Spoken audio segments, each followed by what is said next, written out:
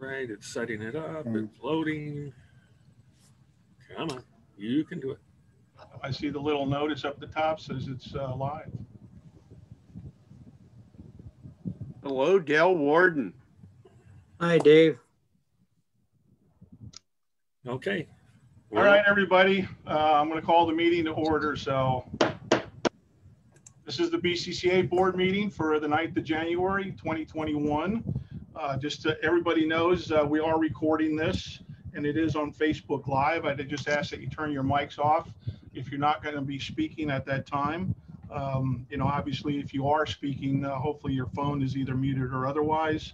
I just asked because we have a lot of stuff we're going to cover, and I want the meeting to flow as smoothly as possible. I just ask that when you do talk or you do ask a question, that you try to be as thorough and concise as possible. You'll be reminded if for some reason you seem to be dragging on.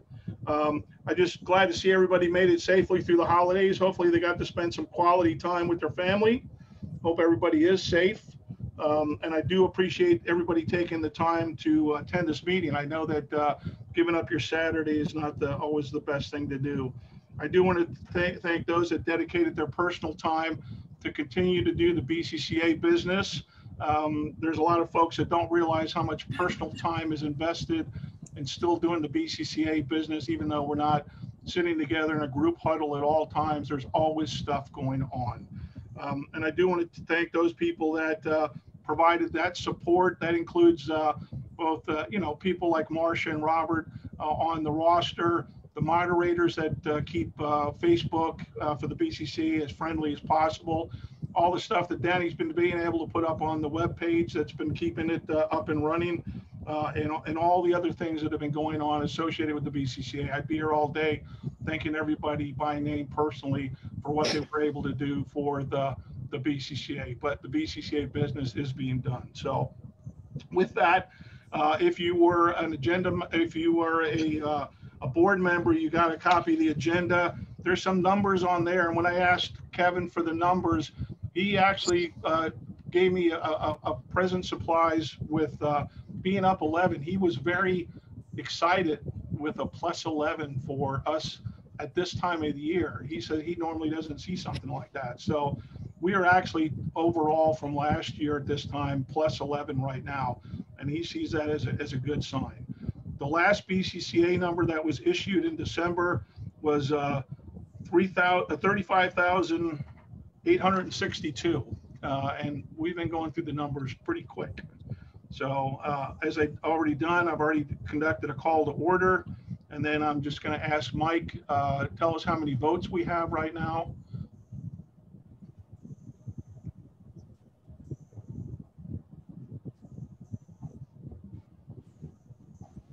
And Mike, you're muted if you're trying to give us actual information. Yeah, I'm sorry.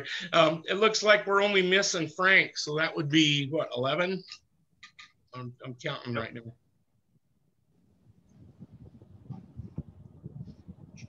Yeah. Okay. So go ahead and give us the secretary's report then, please. Okay.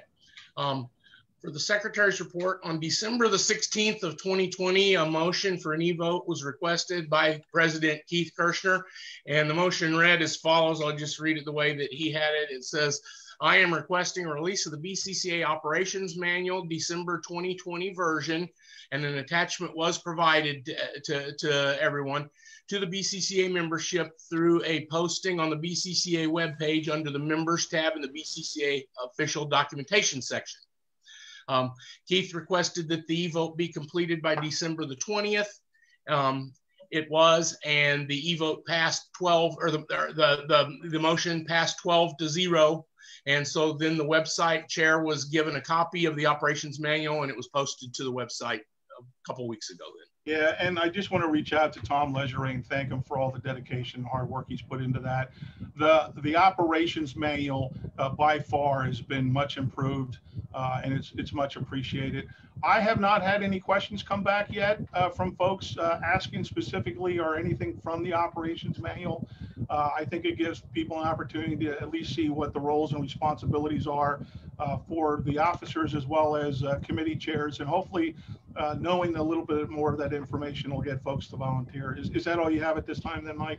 No, there's one other small item.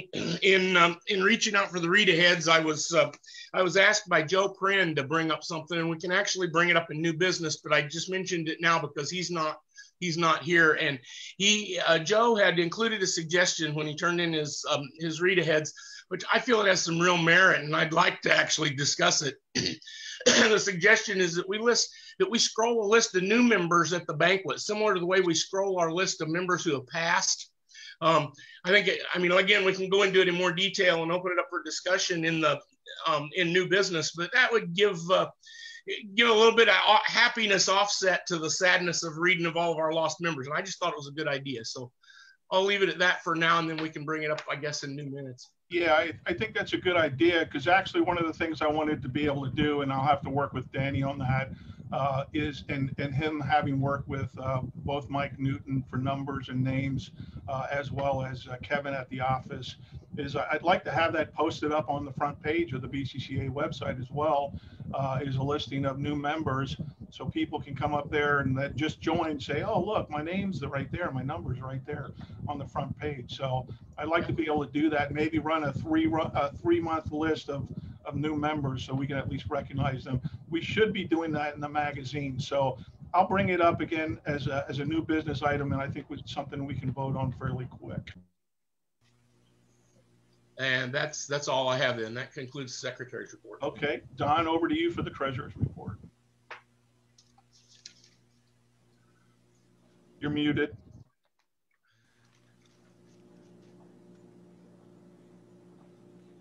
That's annoying. That's going to happen all day with people. All right. I assume everybody got their information from Kevin sent in with the Treasurer's report stuff from our last meeting was in November. So it would be the November stuff. I don't know if the December one is, I think we're still working on that. Yeah, I didn't get anything back from him yet, so I have to assume. No, I'm assuming that's still working on that.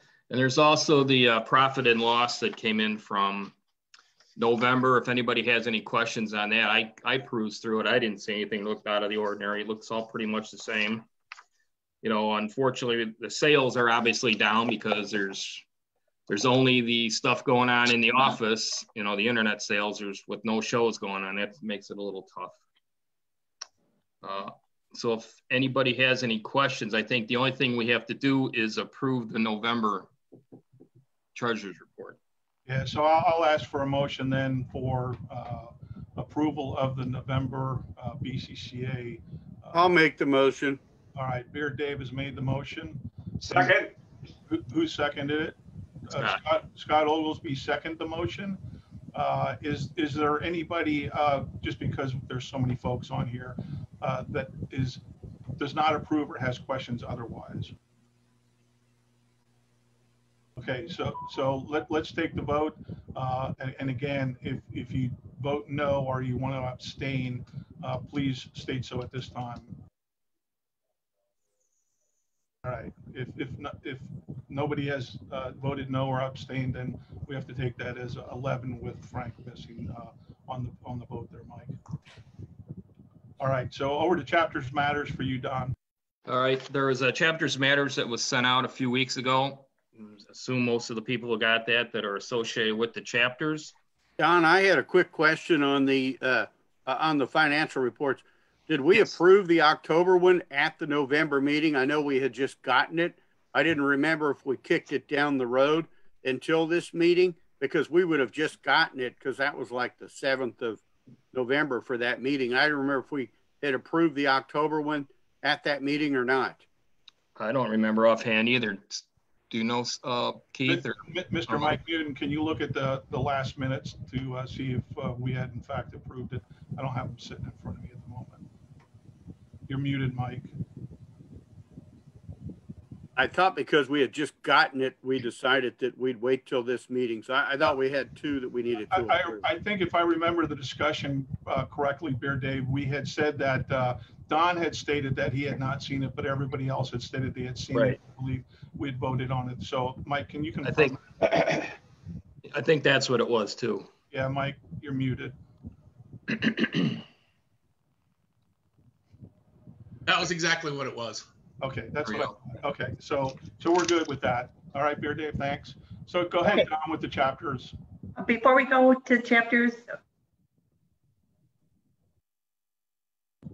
Go ahead, Paula. You're frozen right now, though, for some reason. okay, can you hear me now? Yes. Yes. Yep. Okay, I believe we need to approve the minutes from the November 9th meeting also. Oh, yeah, I failed to do that, so thanks for reminding me of Paula. That's okay. So, yeah, so Mike, back to you. I'm going to ask for a motion to approve the minutes that Mike had sent out. I see Beer Dave waving his hand, and Paula is seconding it. Is there anybody that did get the minutes, but that has issues with the minutes that Mr. Mike Newton sent out? I thought they were pretty thorough, provided a lot of information. I think if you were not at the meeting and you read his minutes, you would understand what was provided. I believe that Danny had posted those up on the website as well. Correct, Danny? I can go check. It's possible. Okay. If not, now that they've been voted on, please make sure that they get posted. Yeah, I think that's what happened is we went to post them and then we got told that we had to wait till they were approved before we posted Yeah. them. So then we either And pulled it back down or never posted them, but now they can be. So Yeah, and I think that's what happened as well. Yep. So now that we've voted on it, Danny, you're more than welcome to post them up on the board. Okay. Continue with chapters then, Mr. Don Hardy. Are you sure? You sure I can continue now? Yeah, unless somebody speaks up otherwise, they're more than welcome to, but Well, like I said, the last Chapters Matters was sent out a few weeks ago. I have been trying to get some of the newsletters out to the judges, so that's underway. Unfortunately, there's not a lot to report about chapter shows because there hasn't been many chapter shows. And unfortunately, this week alone, we had a bunch more that were canceled with Blue and Gray and Bullfrog Super Bowl show and the Cabin Fever Reliever. Toledo has been canceled. There's just so many happening lately. yeah. And related to that, I want to thank Charlie Smith for getting the word out to folks, members, and otherwise. We did a pretty good job of that last spring when we were dealing with shows not going. And I think we need to continue to try to make an effort to still make that happen. And again, thanks to Charlie Smith for pushing out the word. Yeah, and also if you're associated with a chapter and something's canceled, tell Danny right away too, so he can get it on the events calendar for the. Don, this is Scott. I just got a email from the Blue Gray show is canceled, and they're going to do it in April with the spring thaw. Yeah, that's. Yeah, and the plan is right now, and I don't know if Charlie Smith has done it yet or not, is to send out an e-blast. We posted it up on Facebook. So Charlie, what's the plan? As a matter of fact, I am working on building the PDF as I'm listening. So it will probably be out in the next 15 minutes. Okay, super. Yeah, Larry Handy made the hard decision, but he felt still committed to the hotel. So he wanted to combine the shows, both Spring Thaw and Blue Gray, at that hotel. So again, I talked to him on the phone. Anything is still possible, even coming the April timeframe. That's going to happen. So, okay, anything else on chapters, Don? All right, there's only one other thing I have to ask about. One of the chapter, some kids are going crazy somewhere. One of the judges for the chapter's newsletter contest doesn't have access to the internet where he can download PDFs. So if anybody's associated with a chapter, and a bunch of them have done this, I need a hard copy so I can forward it to him. We're really not supposed to tell who the judges are, so I can't give his information and his email out or his address out. So yeah, and Don, like I said, what I did last year was I emailed those, or I posted them up on a Google Drive to Dan, and then Dan was able to print some of those and actually physically mail them to that judge that you make reference to. All right. Suggestion, why don't we have our office manager print them since we get them all in email and let her send it? That's another option. I'll let Don work through that. That's his lane. Yep. Sounds good. Okay.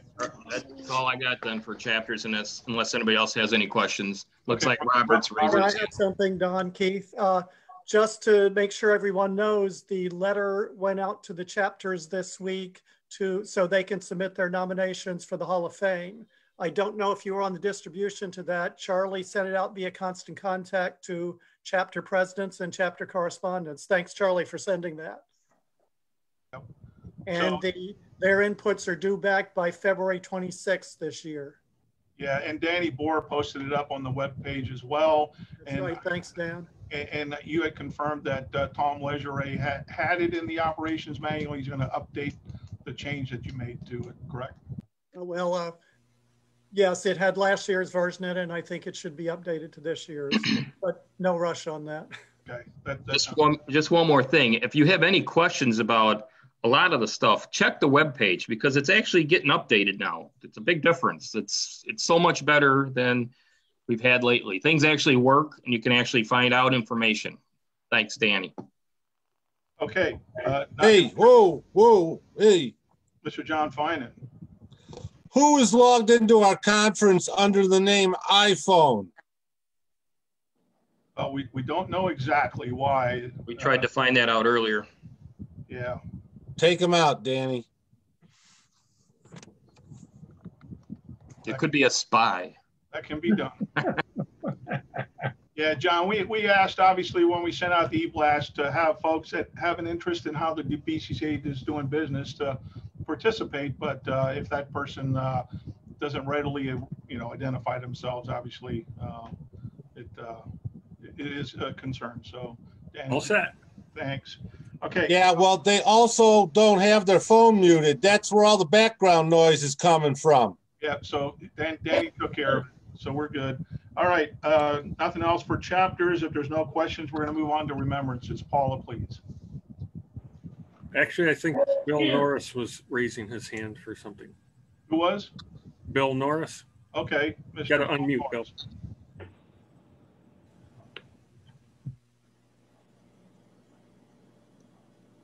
I had one quick question with does this mean I can't be Jeffrey Tubin? Yeah. Okay. All right. Mute me back up. Appreciate it. We're going to move on. Thanks. Paula? Okay, for those of you who don't have the read-aheads, deceased members since our last meeting are Joe Benjamin, number 2016 of Niles, Michigan, Gerald Jerry LaPlante, number 13274 of Toledo, Ohio, John Jumbo Halligan, number 25687 of Niagara Falls, Ontario, Canada, and Julian Sanders, number 27976, Silvis, Illinois. Okay, Paul, I appreciate that, Paula. And anybody that's listening in, if somebody does pass away and it's not made clear or known to the BCCA or otherwise, but you do know that they were a BCCA member, we just ask that you provide that information to Paula. That way she can provide a concise list. If you notice, sometimes we'll get information that's provided months after that person has passed away, and sometimes we'd like to get at least the information as soon as we can. All right, so that takes care of the remembrances. Now we'll move on to the old business, and I'll lead the old business. Let me get to my old business part. So there was 2 committee members, and I made a typo in the read ahead, so I apologize. So there was 2 committee members that we voted on that were not part of the original vote. So I'm going to ask for those persons to be added or removed, and then we'll vote on each one as we do that, or we can vote on them as a group. So the computer committee at that time, we did not have Mr. Mike England voted on as a committee member, and so I would ask that he be added as a committee member to the list. And I'll make the motion. Okay. Beer Dave made the motion. Anybody like to second it? Mr. Scott Oglesby seconded it. So we now have Mr. Mike England as a computer committee person. And I would tell you that Mike's been fantastic. He has been providing a updated roster to both Danny Bora, as well as making sure that it gets provided to Charlie Smith to make sure that when we push out eBlast, all the members that are current members get the information. So much appreciated by Mr. Mike England. And that, real quick, Keith, that roster now also has your expiration date, like your paid through date on the roster. Okay. And somebody else had a question? Well, on your read aheads, it says Mike Newton. That was a mistake. It should have said Mike England, correct? I said I made a typo there.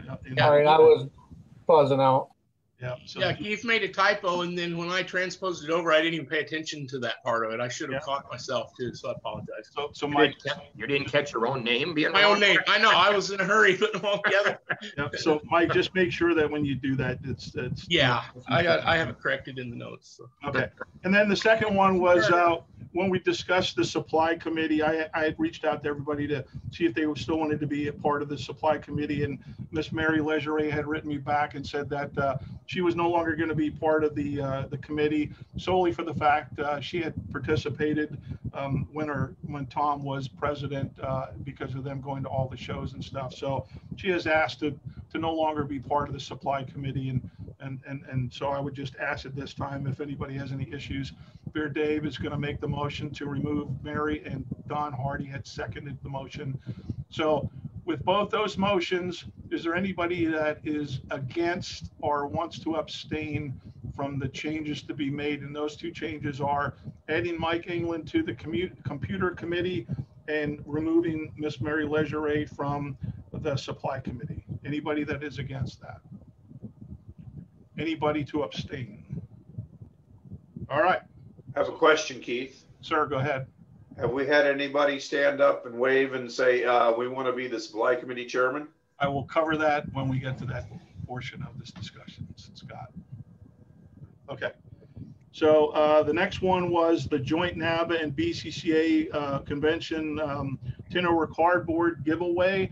And I'm going to turn it over to Charlie Smith. I'm sorry to put you on the spot, Charlie, but I know you and I have both been in communication. And I'll let you give an update. Okay, so here's where we sit. Been working with Mike McCulloch from NABA, and originally we had approached Barry Travis to do the design for us, which is going to be the Falstaff guy and the Miller girl clicking beer cans and mugs and whatnot. Barry thought that it was beyond his capability, so we went out and got an actual artist. We are now on our third edition of that draft. We had sent the first one. It was a good start. So Ken and Mike looked at it, went back with some changes. She made the changes, came up with a second draft, and it was better still. So now we're on the third draft. I have high hopes that within the next 3 weeks to a month that we'll have a graphic design to present to the board to get approval on. Now I can tell you the process of actually getting the sign made is really easy. It's really quick, so we got plenty of time. If any of you have seen the Pittsburgh TOC that was made for NABA last year that they didn't get to use, we're going through the exact same sign company. They do a quick turn and they do a great product. So more to follow. Scott, a question. Since both of these figures, Miller and Falstaff, are copyrighted figures, did we get permission to use those figures in this configuration? No, we haven't. However, you can make the same argument about any brewery. I like anyone that has ever used any brewery symbol on anything from breweries that no longer exist, like Falstaff. It's never been an issue. If it ever becomes an issue, we'll cross that bridge, but I just don't see it as an issue. Okay, thanks. So those that were not attending the November and didn't get the minutes, just so everybody understands what we're talking about. So we were approached by NABA to talk about an effort to get a bar back piece made that someone could enjoy being part of both NAVA and the BCCA. It was a cross-pollination of both of the clubs, which we support. But the intent was for the folks that if they attended the NAVA convention and the BCCA convention, they would be given at no cost a back bar piece that promoted both of the clubs and their attendance at the conventions. You would have to physically be at both. Obviously, the COVID situation is going to keep us in limbo, but the NAVA folks are moving forward with their design. And Mr. Don Hardy, you had a question. Yeah, I think with that copyright situation, as long as you don't say the Miller girl and the Falstaff guy, if you just show their likeness, you got a little leeway there. But as soon as you mention the actual breweries, then you have a problem.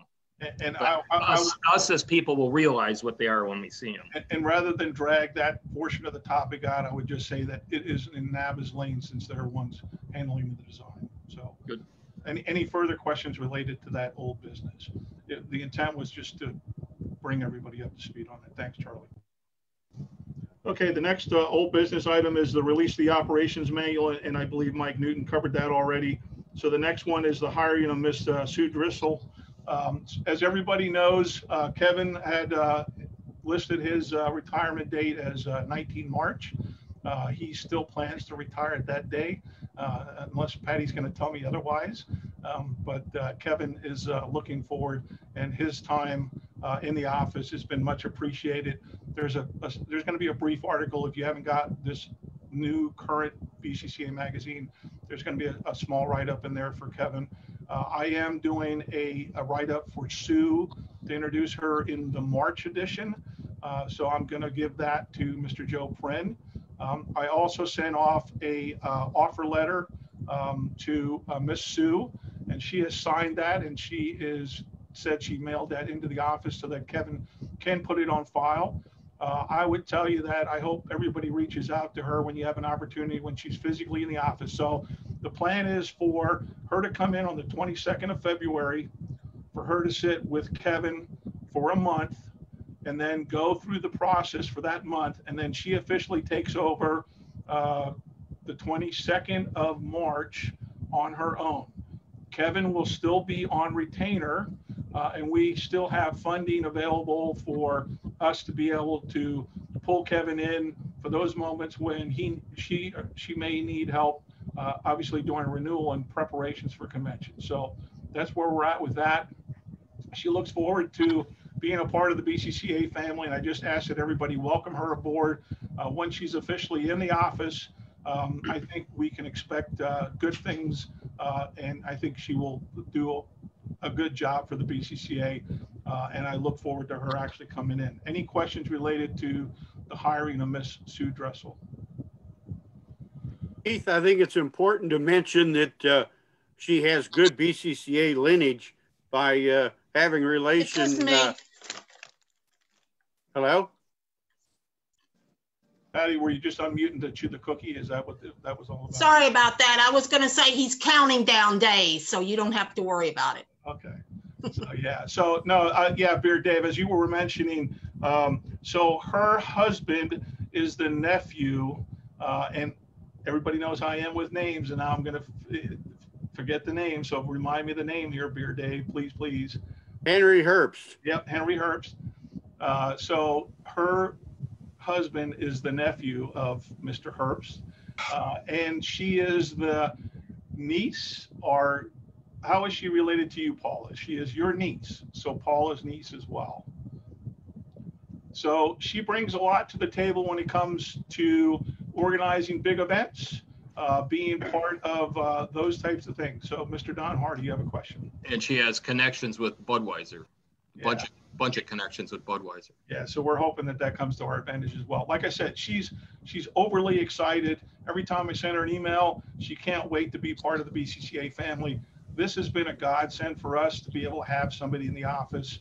I was a little concerned that we were going to have to worry about who we were going to get in, and I think we won on this piece. So any further questions on Ms. Sue Driscoll becoming the BCCA office manager coming the February timeframe? Nope. No, I just want to add that when we did the interview, that both Keith and myself were very impressed. And when she left the room, we both looked at each other like, wow.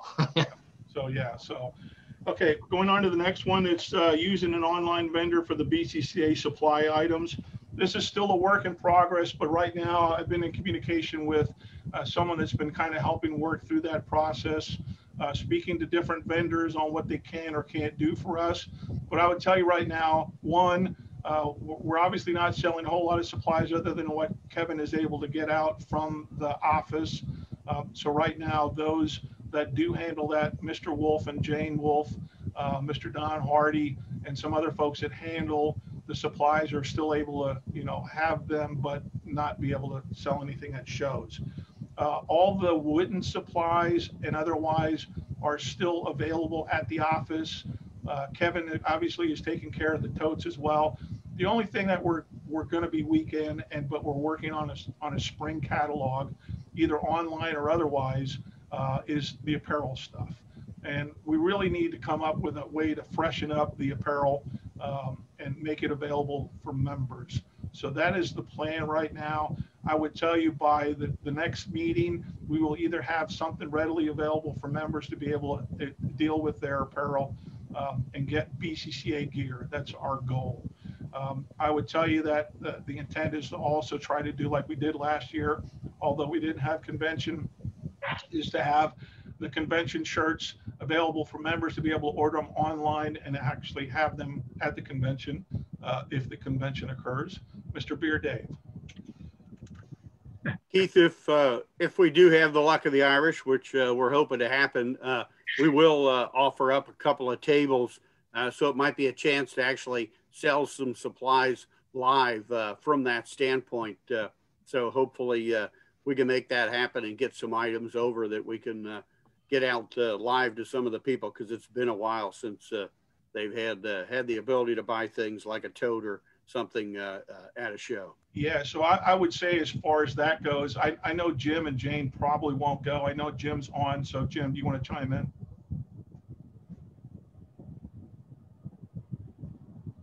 Right now, our plan is not to go to a show until we get our vaccinations, and then we're going to be out and about again. Okay, that's understandable. So I know Don, you're gonna be there. So I would just say if you know an opportunity is available for you to maybe bring some of the stuff. If for some reason you don't have enough gear or you think we need more gear, then what I would do is I'll work something out with Kevin to get it to Beer Dave, maybe just for possession wise, not to say you're going to work the table, Beer Dave, but just for possession wise and to bring into the show, if that's okay with you. That's fine. I may be in St. Louis prior to the luck of the Irish for our planning meeting for the convention. If that's the case, I can work with Don and we can figure out what items we still need to cart back from St. Louis. That sounds like a plan, Don. I have about 20 totes right now that I can bring with me that I brought down from the last board meeting. Okay, so I think that's what we'll do is we'll work out in enough time to make sure that occurs. I know that your plan is now to have that meeting in early March, Dave, and so we'll make sure that you got some clearance on what's going to be available. Anybody else have any specific questions related to the supply? I think I need to answer Mr. Scott Oglesby's question right now. So right now, Kevin has said that he would handle the supply stuff as far as what needs to be done from the office. I think we have good visibility on what is being ordered from that. In his spreadsheet that he presented to me from the for the members, within those spreadsheets for over the last year, or actually he gave me the spreadsheets which included the last 8 years or so. He has been maintaining visibility on at least the USB-C books and the totes. So he is tracking all the supply stuff. Related to that, we ordered originally 150 masks. Those masks sold out fairly quickly. So what we did was we reordered another 150 masks and sent out an e-blast. I don't know where the numbers are for those masks right now, but we're going to try to keep some visibility on that because it has been something that people have been asking for. I know that it's readily available up on the website, so people are able to order stuff up there. We've actually had one chapter ask us if they could order masks in larger numbers because they wanted to be able to sell some at some upcoming shows. So we have actually coordinated for them to reach out to our vendor and give us or give them the capability of ordering numbers. Now, I would tell you that the vendor limits his numbers 50, 100, or 150, or I think he actually had it in lots of 40. So if you want to order 40, 80, or 120, folks could actually reach out and actually order the mass if they wanted to so that they could sell them to the BCCA. So is there any other questions related to the supply committee? Mr. Scott. Keith, Scott, this question is referencing the shipping. I know we've been using Postal Service. Do we have a FedEx or UPS account also? We do have a UPS account. I know that we use that for the totes. I personally helped wrap some totes when I was at the BCCA office last time, and I know that Kevin puts them on the table. The UPS gentleman comes in, he picks them up. Now, we have not been using UPS, though, for any other things other than the totes. And take the question farther. I have FedEx accounts, and I get a discount. So I don't know if we're getting any discount from UPS or Post Office. So Scott, Mr. Mike Newton is a packer himself as well. And I know that he has reviewed in the past how the BCCA does the shipping. And he saw that we were basically doing things at the level and performance that we could that best utilize all the shipping capabilities. So right now, as far as I know, and maybe Michael will have time to maybe go back and visit now that the holidays are over and his business isn't quite as overwhelmed, to maybe review how things are going. So I know that what happened was when we did the mass, we actually had to go through some machinations of trying to do the mask portion with weighing 1 mask versus 4 masks and the cost of those. So we are working through that process. So any other questions related to the supply? No? Okay, I will move on. So we did name the international subcategory the Juan Carlos DeMarco International Aluminum Bottle of the Year Award at the last one. And the only reason I put that back on there is old business is I know that Clayton had brought up the fact that he needed to work out some issues with making sure that the name fit on the plaque. And I'm hoping that Clayton was able to resolve that issue. It is. The plaque's going to be this big. No, we're going to work through it. It is what it is. I don't think there's any way we can shorten the name. So talk to the Bruce Woolley from the aluminum bottles, and he's all right with what we agreed on, and we're just going to go forward with that name. Super. Okay. Any other questions related to that award name and how it's going to be noted as wise? It is going to obviously be the length that it is in the magazine and everything else that's published.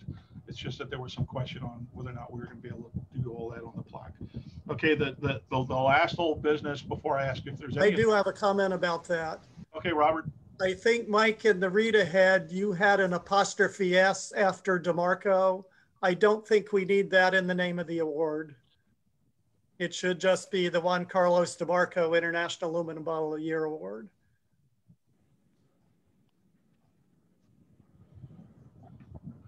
Yeah, Mike, if you could annotate that as such, and send a note to Joe Prin, just so if there's anything in publication that he includes the proper verbiage. We want to make sure everybody is aware of that verbiage. Thanks, Mike. Absolutely, that's a good point. Yep. Any other issues? Nope. Okay. So the last item for business before I ask if there's any other old business anybody wants to talk about is the convention 2-day walk-in. I'm going to pass this over to Clayton. We had a discussion. We had one at length at the last meeting. What I don't want to do is I don't want to drag this old business topic on to great length. I think Clayton is going to present a kind of a way ahead for the BCCA officers and the board members to kind of work through this process. I would tell you that he has been very proactive in making sure that he is coordinated with the folks within the convention committee on this very topic. They have all provided him feedback, and as of right now, all are against the issue, but this is an opportunity for us to discuss it a little further and how to engage with the membership. Mr. Clayton. Hey, Dave. So Keith, Charlie, and I sat down and we drew up some pros and cons and some observations to why and if and what we would do if we were to do a 2-day process. We passed that along to the convention committee. They all responded back with their comments, and we took those to heart. I put those into a summary. What we want to do right now, since we got that information, we want to go ahead and do a e-survey to the whole membership, and Charlie will target specific questions to make it so that people that have went to the conventions in the last 5 years will have their responses in one section, but all the other people will also get a chance to do the survey as well. It can't be a survey of 20 questions. It has to be pretty well targeted. So Charlie's going to work through that. We're going to get that information. We're going to analyze it, and then we'll put that into a package. I want to send out an email to the chapter president's chapter. Those people represent 50 years of BCCA leadership, and try to get some comments and feedback from that group as well with beyond the survey. I'll take that information along with the survey. We will put that into a nice little gift package, and we'll present it to the board and the convention committee. And this will be before the next meeting so that we can bring it to a discussion or a vote or whatever we choose to do. But right now, to give you guys all of the stuff that we started with will just cause the same discussion that we had the last time. And we think we have that all kind of figured out. So before I open it up for discussion, because I know there's extreme interest, I see Beer Dave getting ready to bounce off the ceiling. But as I had said, Clayton had said, is he put information together, pros and cons, presented all those to everybody within the convention committee. Not one came back that said they supported the decision.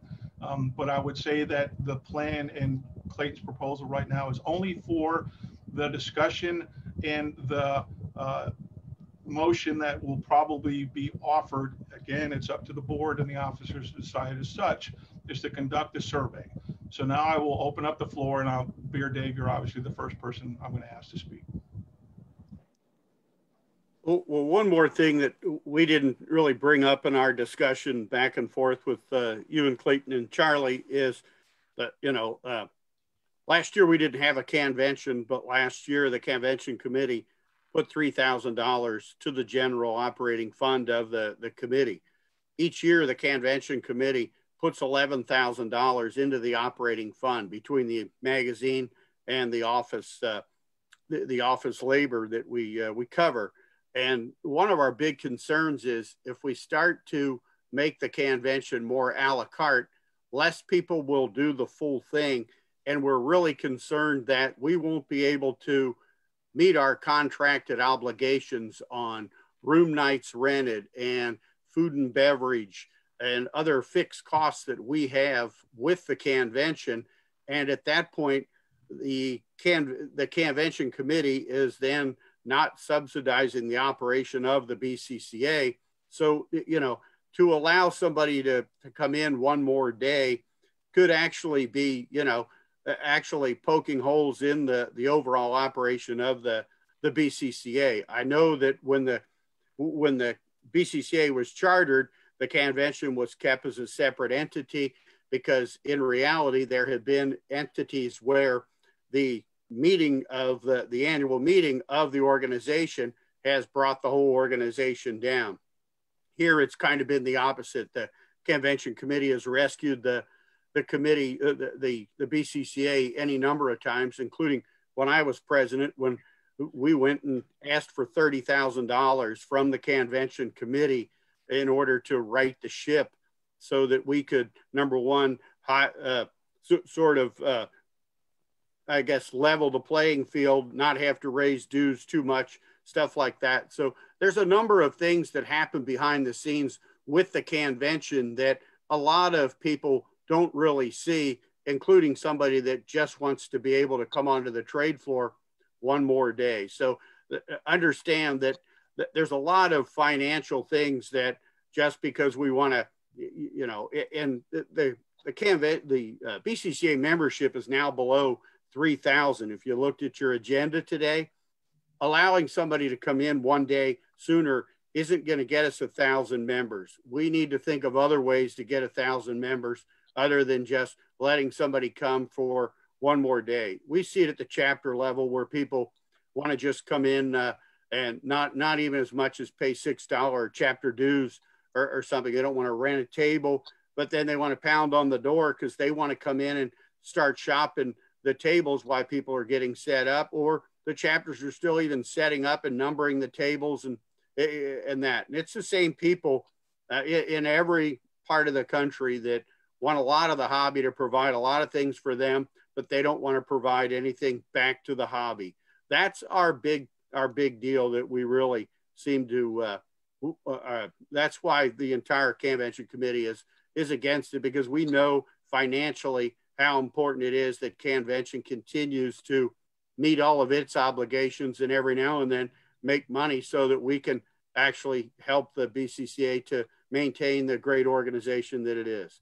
That's all I had. I appreciate it, Dave. I'm going to get to you, Clayton. I saw you raise your hand, but I just want to make something clear that we're not talking about the convention coming up this year. The survey would be conducted to answer those that would have an interest after the one this year, if in fact it happens. I mean, everybody realizes that there's still potential for this convention not happening. We have to plan as such for it to happen, but the survey would ask the members if they are in favor of a 2-day walk-in at the convention following this year.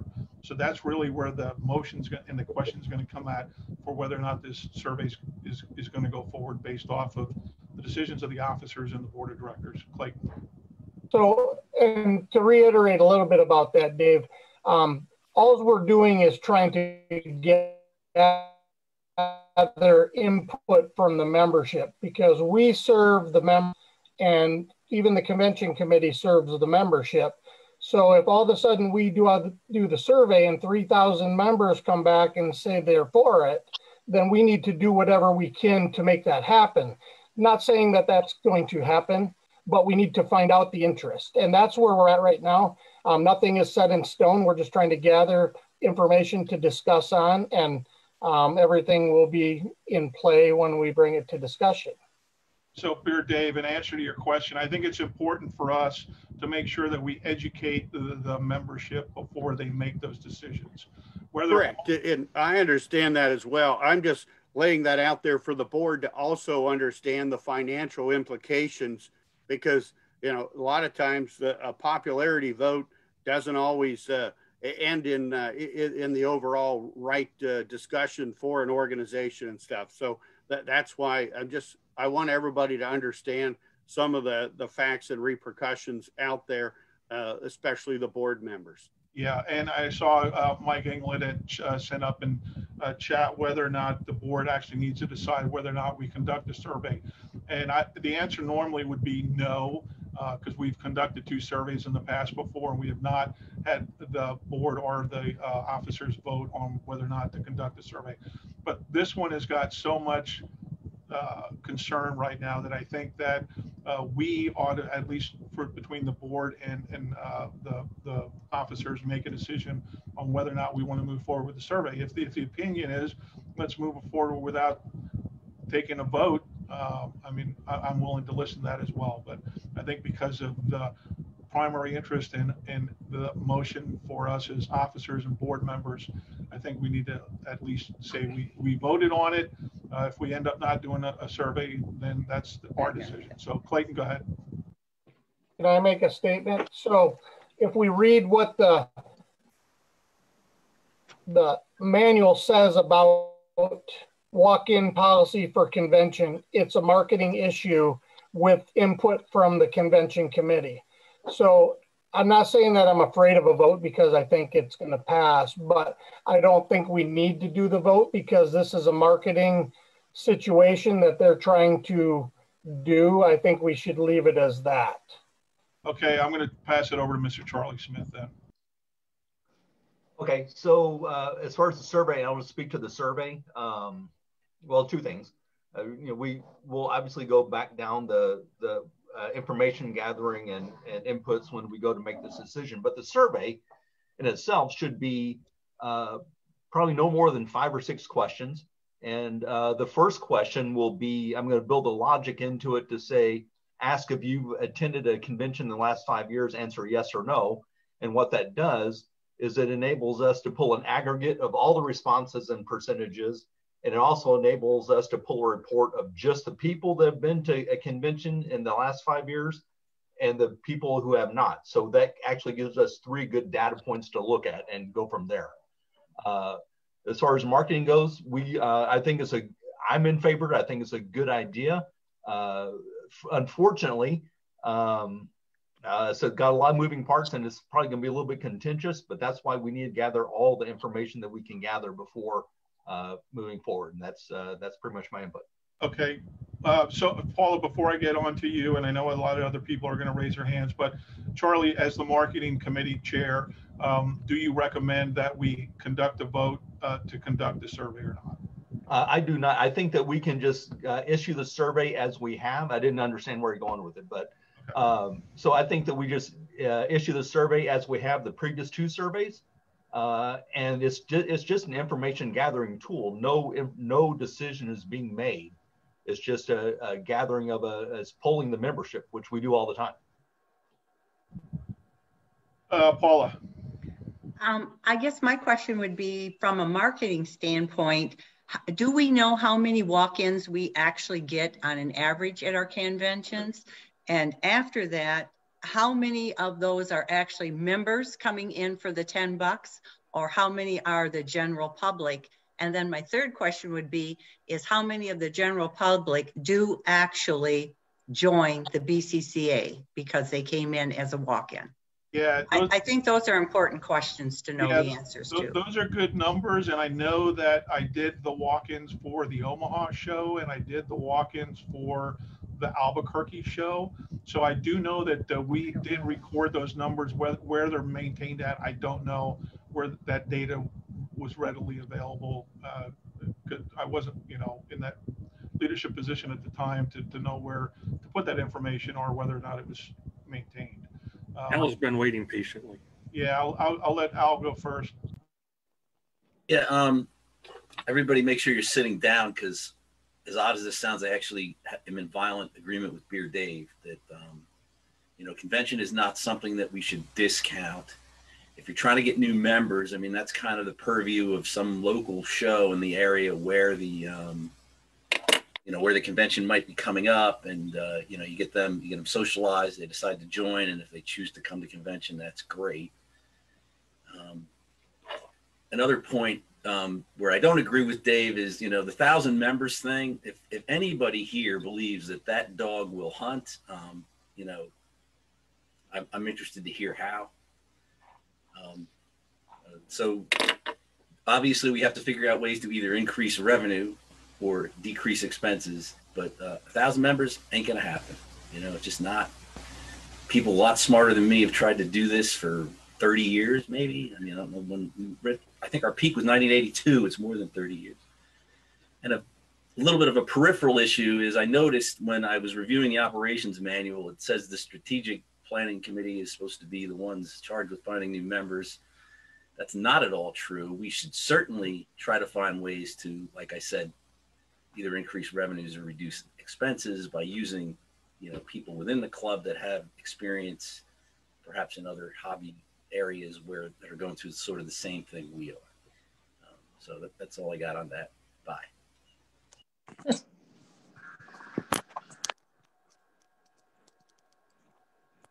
Mr. Scott Oglesby, you had your hand up as well, so I'll turn over to you first. My question is, we're looking at the last 2 days of the convention floor, or are we going to let them pick any 2 days, or? The proposal is primarily, at least right now, focused on that Friday and that Saturday. As I had said, we're not going to focus on this year, and there's some changes that Beer Dave made apparent that is going to impact that.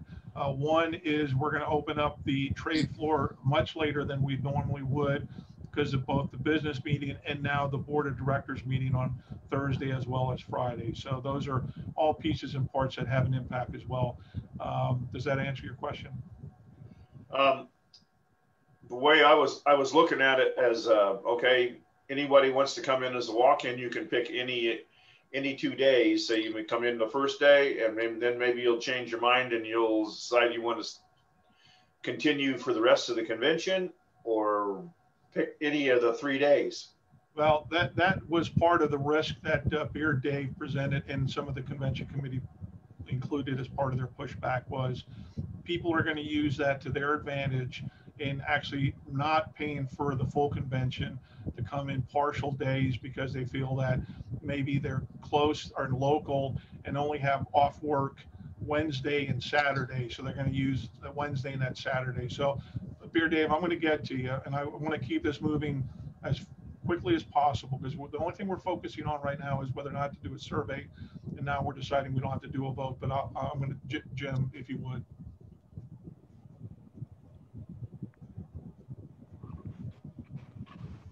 Am I supposed to be on, Keith? Yes, you're on, Jim. Yes. Okay, I just wanted to answer the question. There was a question about how many walk-ins we have.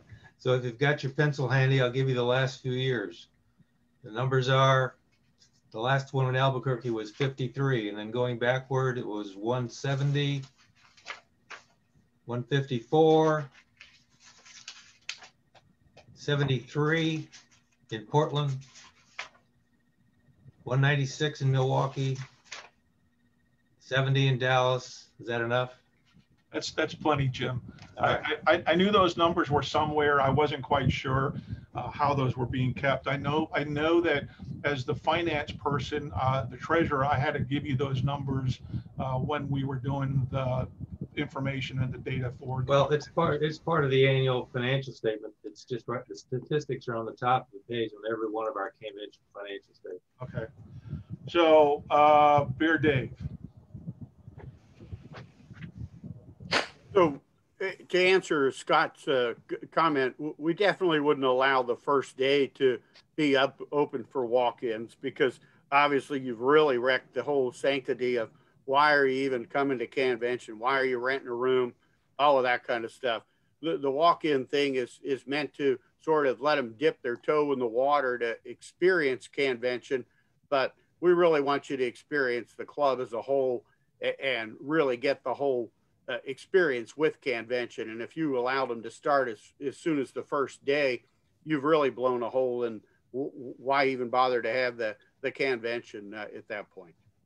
So let me propose this, rather than lengthen the discussion and try to keep this flowing, is since we now kind of come to the decision that we don't need to take a vote for a survey, is that I would say we can still move forward with a survey, at least gather membership data, and then how we implement or utilize that data is still something that we have to, as a board and as officers, have to work through. I think there's probably going to be some violent disagreement that a survey be conducted, but I don't think there's anything wrong with us surveying the membership as a whole. So Patty's got a comment. Okay. Thanks, Patty. But as I said, I think what we can do is we can build a survey, and that is going to include coordination with the convention committee, as well as the marketing committee, to make sure that we are asking the questions the right way so that the members are aware. What we will do is we will try to do our best in the e-blast that will provide the link to the survey that Charlie will build, is to provide them an opportunity to understand the pros and cons. They're going to be more than welcome to reach out to anybody that's on the board, or officers, or the committee to get their input and their concerns. I think we need to afford the members an opportunity to ask the questions before they even take an opportunity to answer them if they think they have questions about it. So I would ask that we make sure that we afford the opportunity for the members to be able to do that. Is there anybody that is in violent disagreement with us moving forward with conducting the survey? And I know there's going to be folks that speak up, but like I said, I think since we've decided we don't have to vote on the survey and we've conducted surveys in the past, I think we can still move forward with this. Any last comments? Nope. Okay. So Clayton, what I would ask of you is to work with Charlie in building the survey, and then work with the convention committee to make sure that we are asking the right questions the way they need to be.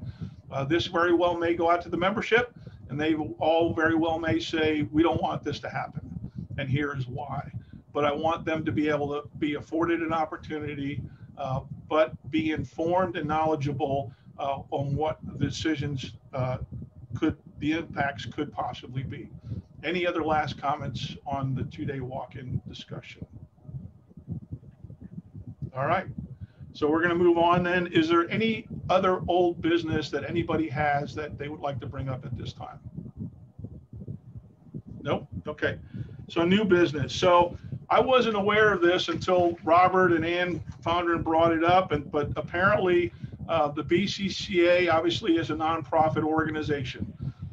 Amazon has a program called Amazon Prime, or I'm sorry, Amazon Smile, which is their way of being able to donate to nonprofits as part of the purchases that you make. Now, one, that doesn't increase the cost of the product that you're purchasing. What it does is it takes all that nice chunk of money that Amazon makes by them doing business and turning it back over to the nonprofit community.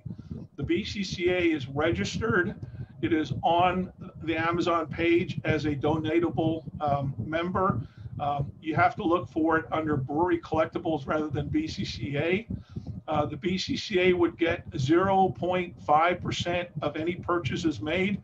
And with Mr. Jim Tolley's quick math, he said if a third of our members did that with $200 that they purchase in any given year, the BCCA would receive $1,000.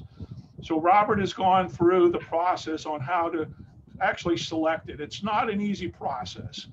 So what I'm asking as new business with the Amazon Smile program is that what we do is we send out an e-blast. Once I go through the steps, figure out a step-by-step process, I'll confirm that with Robert based off of his notes, so that when we do send it out and inform the members about the capability of being able to donate to the BCCA through the Amazon Smile program, that they're not bogged down in trying to get through that process. So every time they make a purchase, they get to choose who they want that purchase to go to. So Al, you got a question. So you brought that up years ago, using it a very, okay. So appreciate it, Al. Yeah, apparently, and Kevin confirmed, is that the BCCA is receiving money from this capability.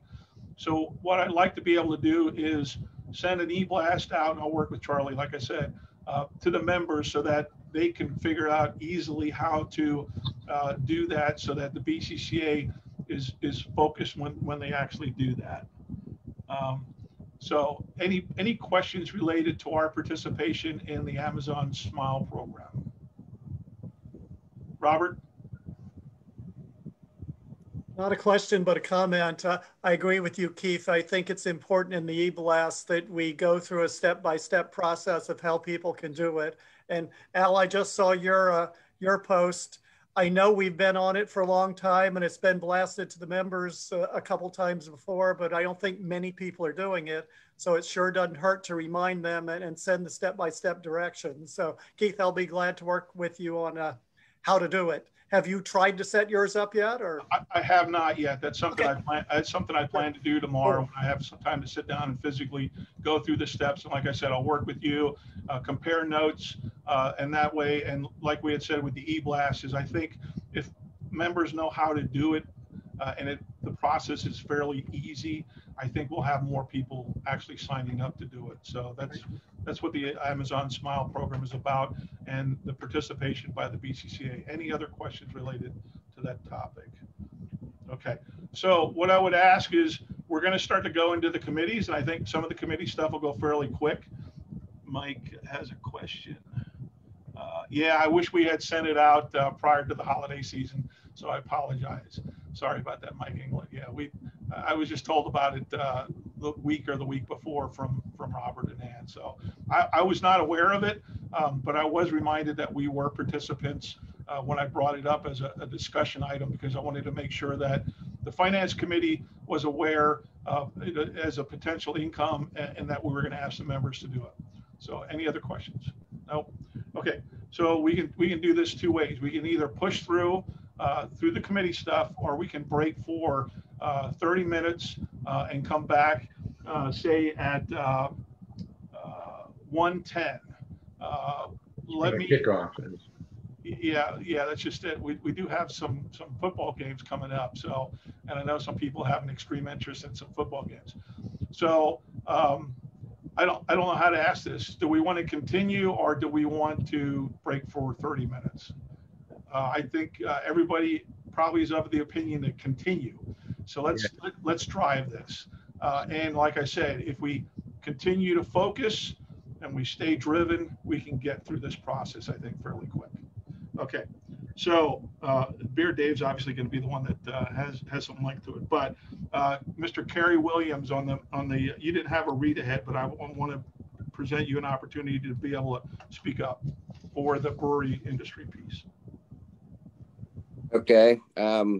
What I'm working on is trying to get some committee members, and I've talked to the Craft Brewery Collectibles Club, the Millers and the Whitmans, to get some input, and I want to try to get some geographical diversity, like maybe somebody from Northeast, West, South. I'm pretty central myself, and so probably by the next meeting I'll have hopefully some people that I can present for board approval.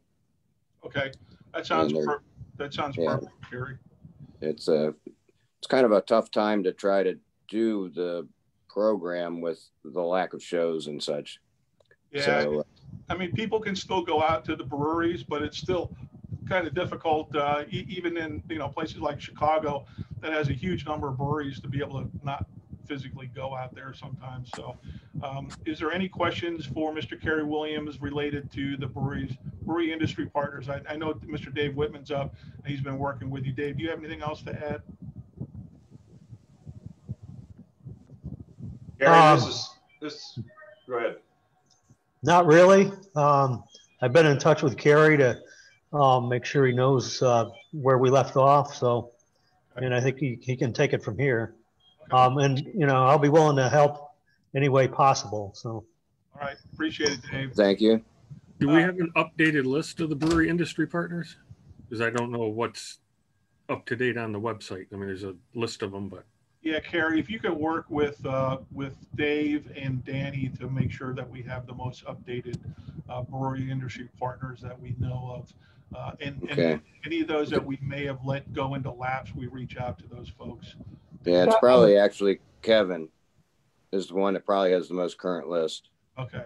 Yeah, that's probably. Mary, I got that about 2 weeks ago for the roster, so I can forward you what I have, and then you can confirm with Kevin to see if anyone else has joined since then. Yeah, Robert, if you could share that with Danny, I'd appreciate it. Thank you. Sure. Yeah, I did get a list, and I did ask for the chapter presidents to say whether they're going to renew them or not, or whether they're going to renew on their own. Okay. And I got some responses,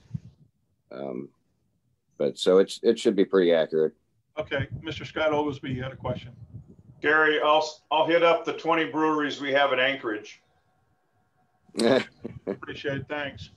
Anything else or questions related to the Brewery Industry Partners Committee's efforts for Mr. Kerry Williams? No. Okay. Next one, Mr. Beer Dave. All right. So originally this meeting was going to be held basically about a week before we were gathering in St. Louis to do the planning meeting, and we've had to kick that down the road because of the holiday spikes, and most of the states that we either live in or going to Missouri, we'd have to quarantine when we came home. So we've renegotiated our time to go back and do the planning meeting in St. Louis. on another note, why we were going to be in St. Louis was when we were going to discuss where we were going to go for Convention 51. So what we've decided to do is, because we've postponed our meeting in St. Louis, we don't necessarily want to postpone and kick that issue down the road further. So as we talked earlier today, Keith, the convention committee is going to do a Zoom meeting and hash out some of our issues that we're having with the two properties, and get back, hopefully when we gather in St. Louis, we can finalize everything, and hopefully maybe by as soon as March, we'll know where we're going to go for Convention 51. Our biggest real thing that's holding us back on pulling the cord on a Convention 51 right now is just where is COVID gonna be, and we think that by March we'll have a little more understanding of where it's going to be. The vaccine should be a lot more prevalent at that point, and that's going to give us a little more level of confidence in the properties that we're working with in Atlantic City as well as in the Norfolk area. Both of those properties understand and are completely in agreement that, you know, they just assume that we fully make a decision and not have to make a decision and then 3 months later change everything around again. So it's just, you know, we're as tired of writing in pencil as the rest of the world. It sucks kind of dangling out there on the hook, wondering where they're gonna end up for Convention 51. But until we see some real, true, advances in the vaccine and that, it's too early to go ahead and pick our site. We've been meeting with the two properties via email on a lot of issues. We've gotten a lot of them resolved, and we've gotten some great answers back with both properties. So we think that, the Zoom meeting that the convention committee is going to have in the next week to 10 days, we hope to get a lot more things finalized. And hopefully when we gather in March, we're actually also at the same time of finalizing everything in St. Louis, we're actually putting ink on a contract on whether we're going to go to Atlantic City or Norfolk, because I get it. Both of those areas want to know an answer. It's not fair to all the people that are waiting out there to know. But at the same time, we just want to make sure that we don't sign a contract that we have our feet held to the fire and we're not able to make it happen because of the stupid disease that we're all trying to work around. So with that being said, a couple of things with St. Louis. Keith had talked about one of the things that we're going to have to do, the contract that we signed for St. Louis for this coming year, we are up against another event only in the convention center, not so much in the hotel. And so because of that, we're not going to be able to open the doors to the convention center on the first day, which would be Thursday. We're not going to be able to open the doors until roughly noon because that's the only morning that the setup crew can get in and put our tables and chairs and all of that together. So what we're doing is we're moving the board of directors meeting to Thursday morning about the same time as the general business meeting would be the following day, so that we're utilizing that time. And then the plan is that Thursday, then people would be allowed to stay on the floor longer. They wouldn't have to leave at 3 o'clock to go do the board meeting or something else. So we're trying to make the time work a little better so people will stay on the floor longer, especially the first day. The other thing, by moving that Thursday opening till noon, we're going to Wednesday night, we'll have a reception in the hotel. But more importantly, people aren't going to have to leave the reception at 11 o'clock and run back and pack up their room so they can go onto the trade floor first thing in the morning. They're going to have the morning to pack up their room and move across to the convention center since it's not going to open till noon. So the thinking is that Wednesday night, we should have incredible room to room in the host hotels in St. Louis because there isn't the mad dash to pack up everybody's room so they can move it to the trade floor the next day. So we're going to try and make as much positive out of this as we absolutely can. So just understand, you know, when we were thrown that loop, but, you know, this was the only week that we were able to get the hotel and the convention center to work at the same time. So that's why we had to choose this date. And we figured we could work around that small glitch and when the trade floor will open. And like I said, if it ends up making Wednesday night room to room be, you know, just one of the greatest we've seen in years, then that should be a great compromise that everybody will appreciate. The other thing is anybody that still needs a hotel room, it's really tapered off quite a bit on people emailing me. I think I only got one this entire week, actually the entire time since the new year, of somebody needing a room. We're still maintaining that we're handling them right now through the convention committee because we don't have a lot of rooms to play with. And if we throw an e-blast out, the e-blast could eat up the rooms, and that's not fair for somebody that, you know, maybe has gone through the proper channels. But we think we've taken care of most everyone's problems that they've had with getting a room. If you know of anybody that still has tried to get a room and hasn't gotten one, please have them send me an email at beardave@fuse.net. And myself, along with my committee, we will make sure that we get those people taken care of. It's just a smarter way to do this since we're dealing with such a limited amount of rooms still remaining. And, you know, sometimes when we throw out an e-blast, somebody that's not a member can actually latch on and grab those rooms. And then somebody that is a member for the last 30 or 50 years, they're not able to get a room because somebody that isn't a member got the email forwarded to them and then they booked the room. So it's important that we keep some of this stuff close to our vests so that those that are members enjoy the privileges of being a member. And then another thing that we've decided to do with our committee, we have created essentially a COVID policy czar, if you will. I hate to use the political term, but at the same time, you know, that's just sort of the scenario because, you know, what the rules are right now and what the rules will be in August are probably going to change. They're probably not going to change drastically. I think we're going to have to realize that in August, we're still going to be wearing masks. And I think there's going to be a number of things along those lines, because I think even though a number of us hope to have our vaccines all by then, there still will be some that haven't been vaccinated.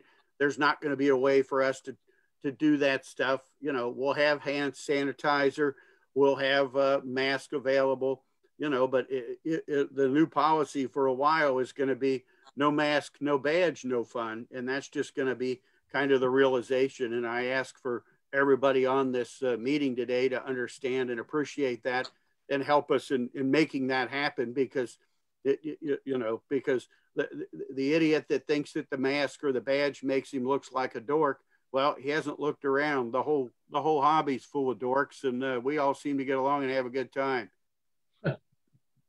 Okay, Dave, 3 quick points real quick. Yep. One, Patty made a question or asked a question related to the opening of the trade floor on both Friday and Saturday, I'm sorry, Thursday and Friday. And I believe you mentioned 11 o'clock. Is that the plan? Yeah, and I realize that we're up against the small suds and some of that stuff. The only thing that'll push it late is if the board meeting runs late, but we can start the board meeting at 7:30, you know, or whatever, and just make sure that we're hopefully out of there. Usually the convention board meeting doesn't last as long as it is some of these meetings do, thankfully. So, you know, our plan is not to be stuck in that board meeting. The other thing is, a number of us on the convention committee have to get over there and make sure the room's ready to open the doors from that standpoint. So we're not looking for the board meeting to go on for any length of time either. But I think, you know, encouraging the room to room to happen on Wednesday night is going to be one of the more positive things that's going to come from this, because as you know, many of people, you know, 10 o'clock at night, their doors were closed because they packed their room up so they could take it to the trade floor. And hopefully this will change that attitude. Roger. Okay, and then the other one, the point that Mike England was making was that those that do write Beer Dave, make sure they include all their information in there, include their BCCA number if at all possible, include what they're asking for, the dates they're asking for. Anything you can provide Dave with will help clarify and make the process run much smoother. And then the third point before I open it up to the floor, Beer Dave, is that did you in fact make contracts with the spillover hotels? Or should I even ask that question? One more time. Yeah, are contracts in place for the spillover hotels? We have a contract for a second spillover right now. We're negotiating the third one as we speak. We were hoping to finalize that next week, but the woman that we're working with, she works 1 day a week, and it's just been really tough to do that right now because, as you know, people aren't doing a lot of traveling and staying in hotels, so there's not a lot of employees in these buildings. Yep. So just so everybody's clear, the Marriott is full. Beer Dave is working with those that have asked for any other rooms that weren't able to secure a room in the Marriott. He is working with those that he has now then worked a contract through with. Okay, so I'm going to open up the floor. Real quick, Keith, real quick. You got two more things in the chat. Patty wants to make sure both days are 11 o'clock, Thursday and Friday. Yep, and Beer Dave confirmed that both Thursday and Friday are 11 o'clock. Okay, and then Charlie says, as of last meeting, the convention committee was going to check to see how many non-members were abusing the convention hotel. That code. Beer Dave, do you have that information? Sorry, I was muted. We found that there were 3 that we could not figure out who they were, and we haven't had the hotel be able to get back to us at that point. One of them that I realized it from a previous time that I thought was a non-member was actually the girlfriend who has a credit card of one of the members, and I realized that. So right now we've got 3 that we're trying to figure out and determine if they really are BCCA members. And if they aren't, we will ask the hotel to cancel their reservation. Thanks. Okay, now I'll open up the floor for any further questions for Beer Dave and the convention committee. No convention questions? No hey, Keith, Alan Pashadag here. Go ahead, Al. I'm sorry to go back, but I just wanted to throw out one thing on the survey that you're planning to do. Just a thought, not a pro or a con. Just understand if the results come back overwhelmingly one way and the BCCA decides the other way, you may cause more unrest than you will goodwill. So just a thought to keep in mind. Yeah, and we understand that. So we will make sure that we at least conduct a survey, afford the members an opportunity to provide their data, and then we will move forward from there. Mike, you're muted. Yes, maybe we keep the survey results under wrap for a while and don't put the results out to the membership so they wouldn't know which way the membership went to cause that. And they will not know what the results are until we complete it and decide from there then. So I appreciate the comment, Al. Any other issues related to the convention and Beer Dave? Okay, we're going to continue to move on then.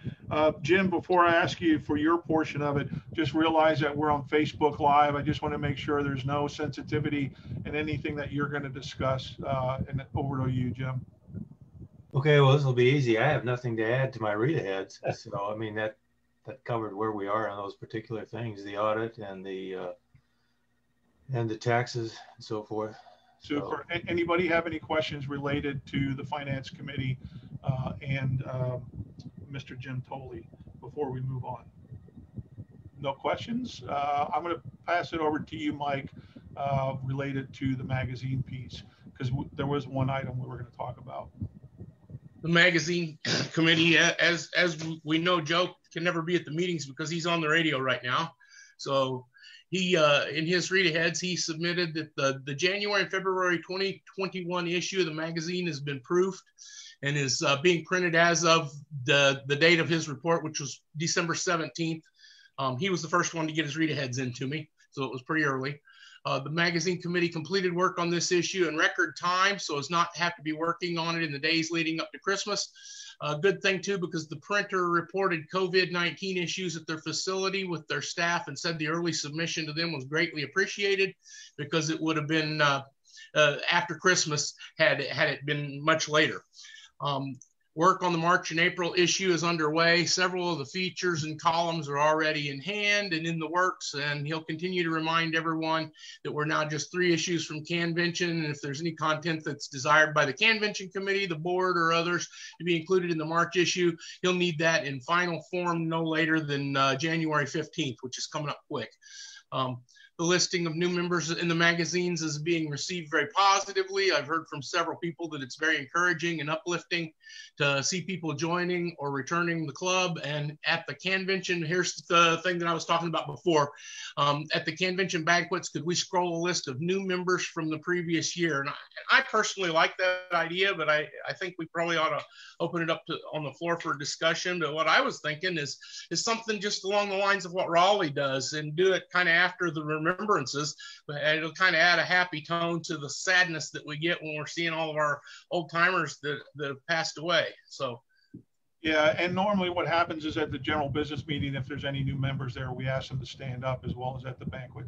So I would just, and I know I saw Raleigh's up, and I don't know if it's something that Raleigh could easily add, as long as he has the information, if it's something he's willing to help work with on putting new members and including those as part of the remembrances for his film. Raleigh, am I putting you on the spot? Yes, you are. Okay.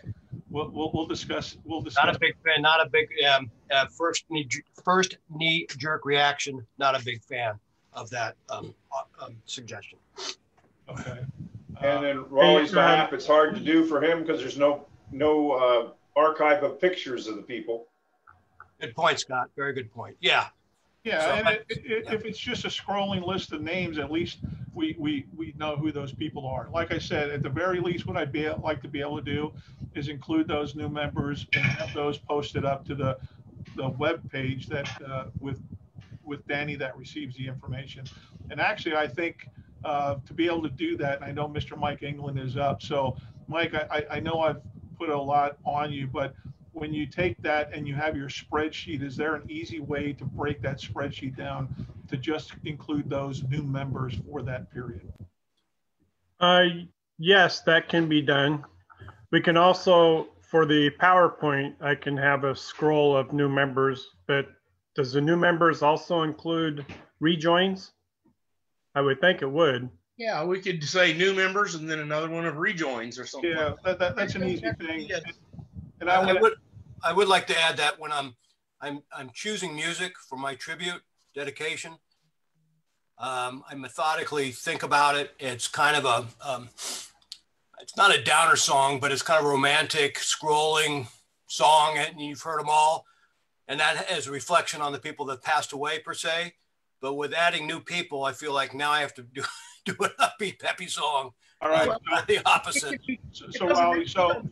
So Raleigh, as a way forward, so if we could just ask you to continue your effort to do the remembrances portion, I think that's okay. Mike, loving it. Yeah.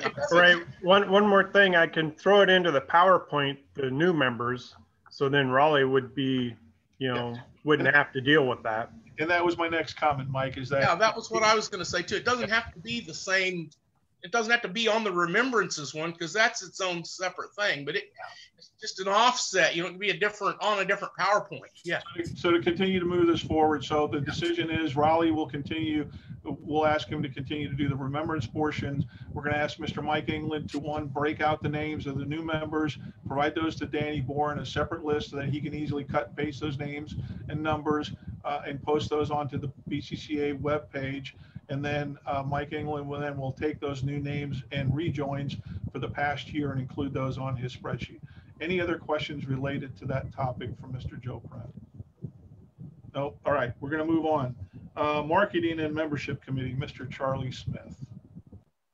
Hi. So I'll just everything is in my read aheads, but 2 key things that I thought was very interesting. One was we did a 5-question survey on COVID. Membership was split probably 50-50. The question was basically, would you go to convention if it was held today? So 50-50 split, and those that were against it weren't for any other reason other than they're old and don't want to die. I mean, that's pretty much how it is. The other thing, we had a very successful virtual show right the weekend after Thanksgiving. So we are providing a venue to the membership to attend a show at least virtually, and Bill Norris is doing a heck of a job managing that. He's just a natural at it. He keeps everyone in line, and Matty O is carrying the water too. So big thanks to those two guys, and that's it. All right, thanks. Anybody have any questions for Mr. Charlie Smith related to marketing and membership? All right, if not, we're going to move on to Mr. Bruce Gregg for the product development.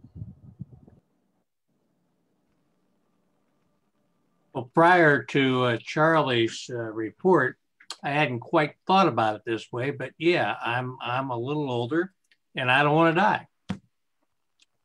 I'll have to think about what that tells me inside of here. Several weeks ago, you've all been privileged to a long string of emails relative to our online USBC supplement, and even a reference back to BCCA's American beer cans from 75 to 88.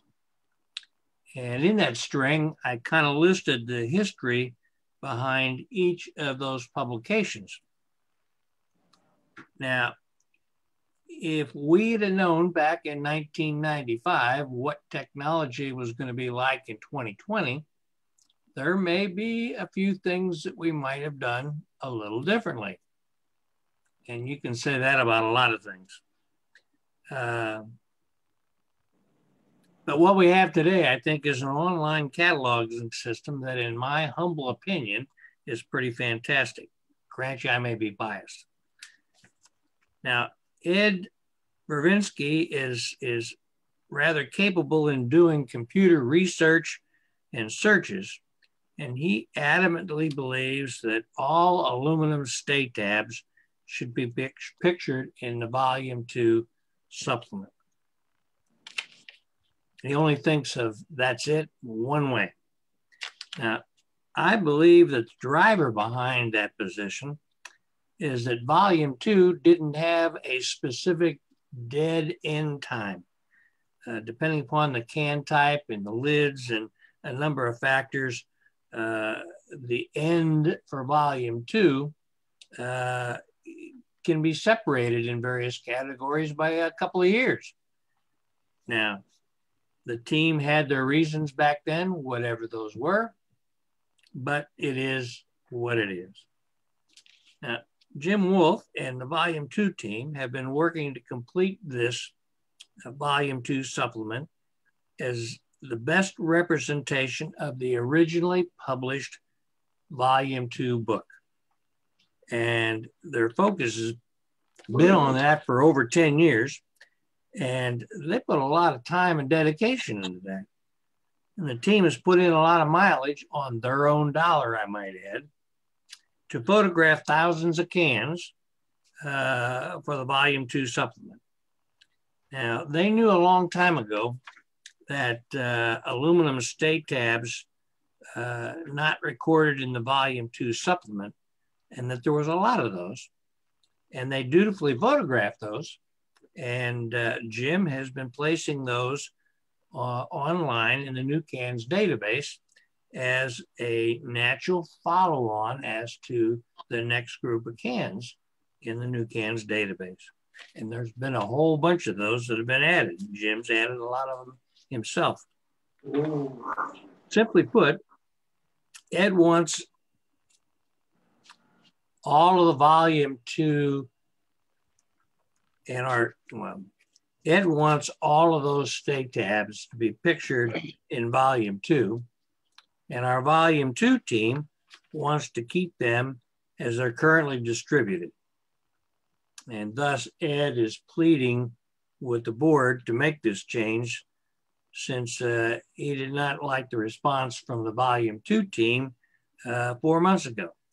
So it seems to me that the thousands of hours that the Volume 2 team has put into this should give them the right of the final vote.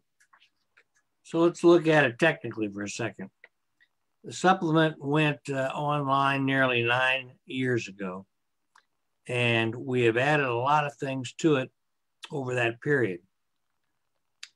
So when you add a bunch of new things to a system that's been in place, it's easy to break the system given all the changes and additions.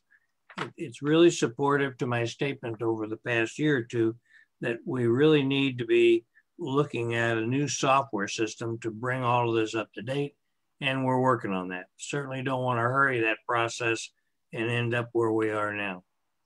With our 7 digits numbering system, Jim is having difficulty not counting the aluminum stay tabs, of putting all the variations in between the 9 slots for the last digit.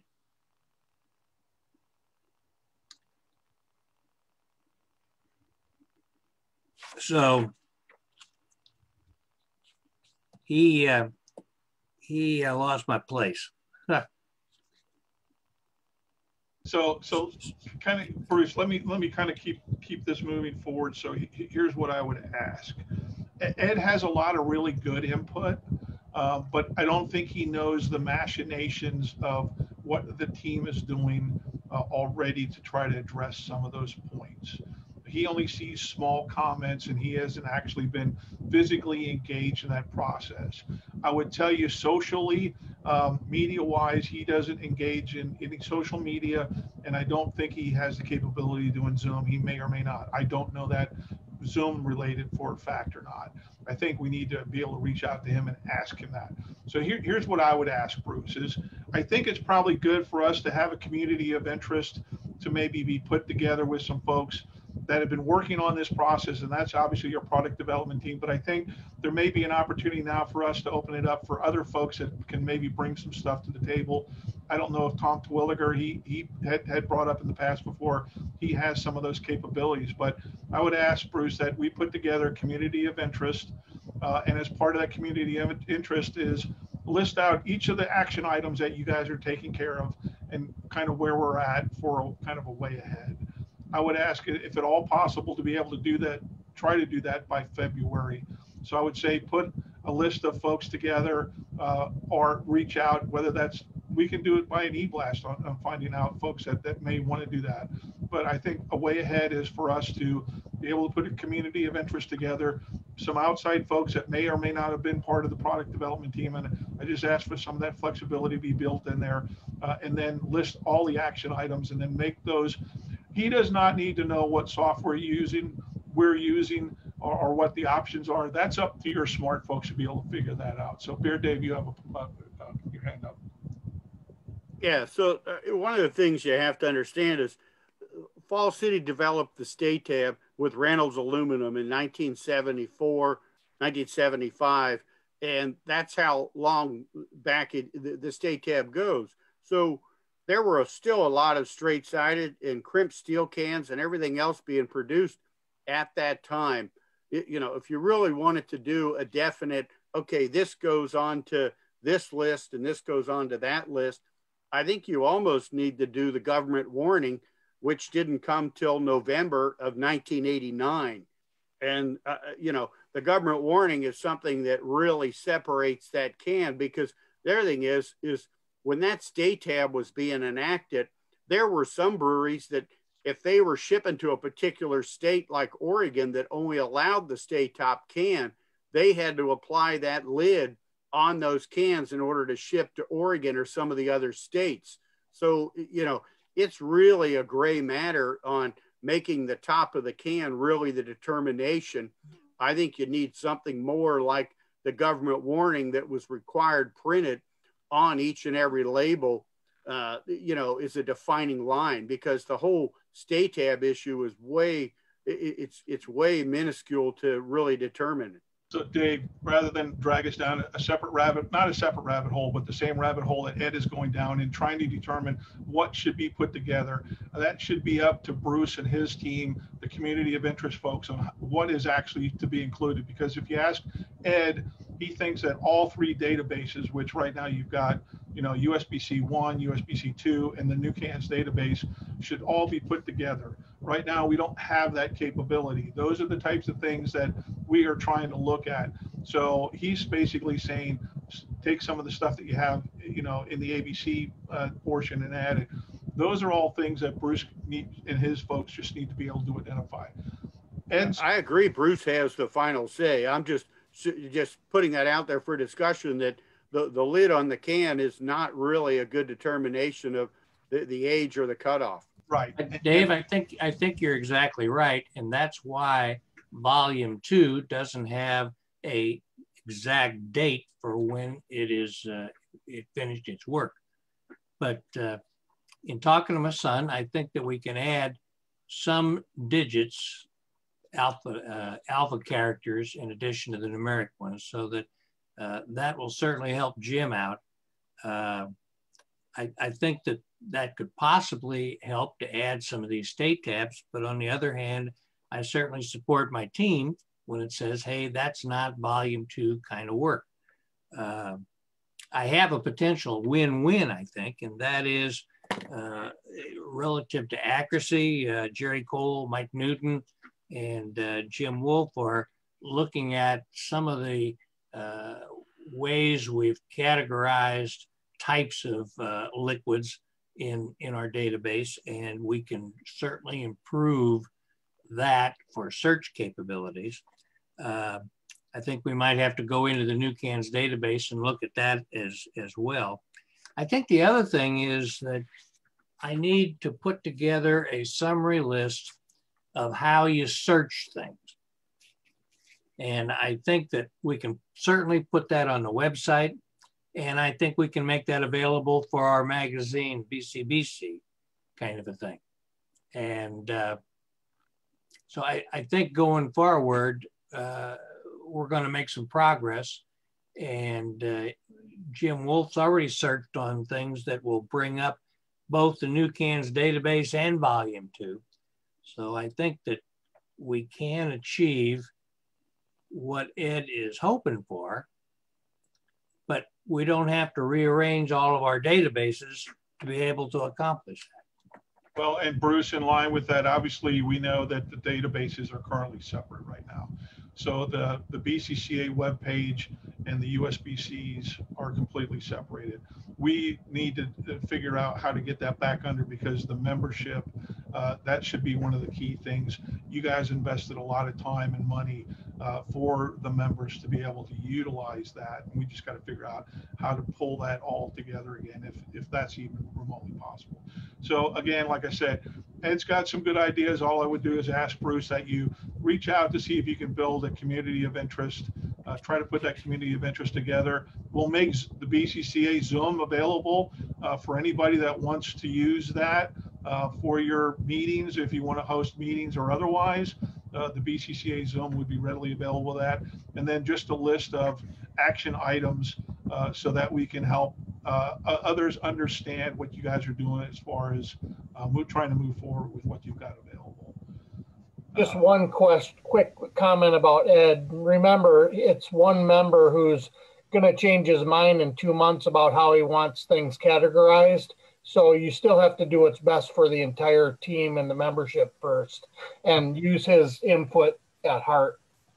Okay. Any other comments Thanks, or points for Bruce and the product development team? Yeah, real quick. I can do this in 2 seconds as long as I can get this to go away. I'm going to share my screen because I just need to know. On the website, I have this posted, a whole bunch of updates, how many cans and all that. The last time I got it was July 8th. Do we have an updated one of these? Jim Wolf was working on that.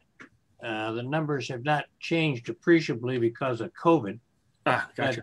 Typically, Danny, that comes as an attachment to my report each time. Okay, Perfect. So we'll work real hard to make sure that's updated. Great. Yeah, because I think, Bruce, as I've always said, is that your product development team is underappreciated just because the numbers and the facts aren't there. And that helps members understand how much work is being done by your team. So much appreciated. So, okay, no further questions. I'm going to move on to the social media. And I don't know if Casey made it in. Casey? Casey's not there. I didn't see her in the list. Yeah, so what I'll do real quick is I'll go through it only because I'm involved with a lot of the social media, but she had a lot of really good stuff in the read ahead. The first thing I want to cover is the BCCA webinars with Zoom. We've had much success with conducting 2 BCCA webinars. We've had both the Jim Romine do the Bach beer one, and then we had Kip Rodier do the one from the Pabst 33 hospitality room at the old Peoria Brewery. We do have another one scheduled. Mr. Brian Monaco offered his services to do one on the Falstaff Brewery Corporation. And the e-blast has already been sent out related to that one. And we do actually have a few more that we're putting together. And one of those I discussed in a Zoom session last night was related to a gentleman over in Holland that has an extreme interest in different types of pull tabs and has gotten quite a bit of information. He's a non-BCCM member, but he knows who we are. He's been on our webpage. And we think we might actually be hosting a person from Holland to do a webinar for the BCCA. It's got good positive feedback. Those that can't make the webinar live, we've been posting them up. We've been posting them to the BCCA webpage and got nothing but good positive feedback from folks on the webinar session. So we're going to continue to do that. Again, thanks to everybody that's been doing the support to the BCCA Facebook page. There was actually some pretty good numbers that I wanted to put out by Casey that she pulled together. She says that our BCCA group page generated over 13,000 posts in 2020, an average of 35 posts a day, and over 384,000 reactions. So I think that was a pretty good snapshot of what the BCCA Facebook page was actually able to do. And then she gave some numbers for Twitter and Instagram, and they're available in the read aheads. Any questions related to the BCCA social media or that Casey would have possibly answered? No? All right. We're going to continue to move on. Al, I know that you didn't provide anything for the Strategic Planning Committee. Unless you have any comments, we'll continue on.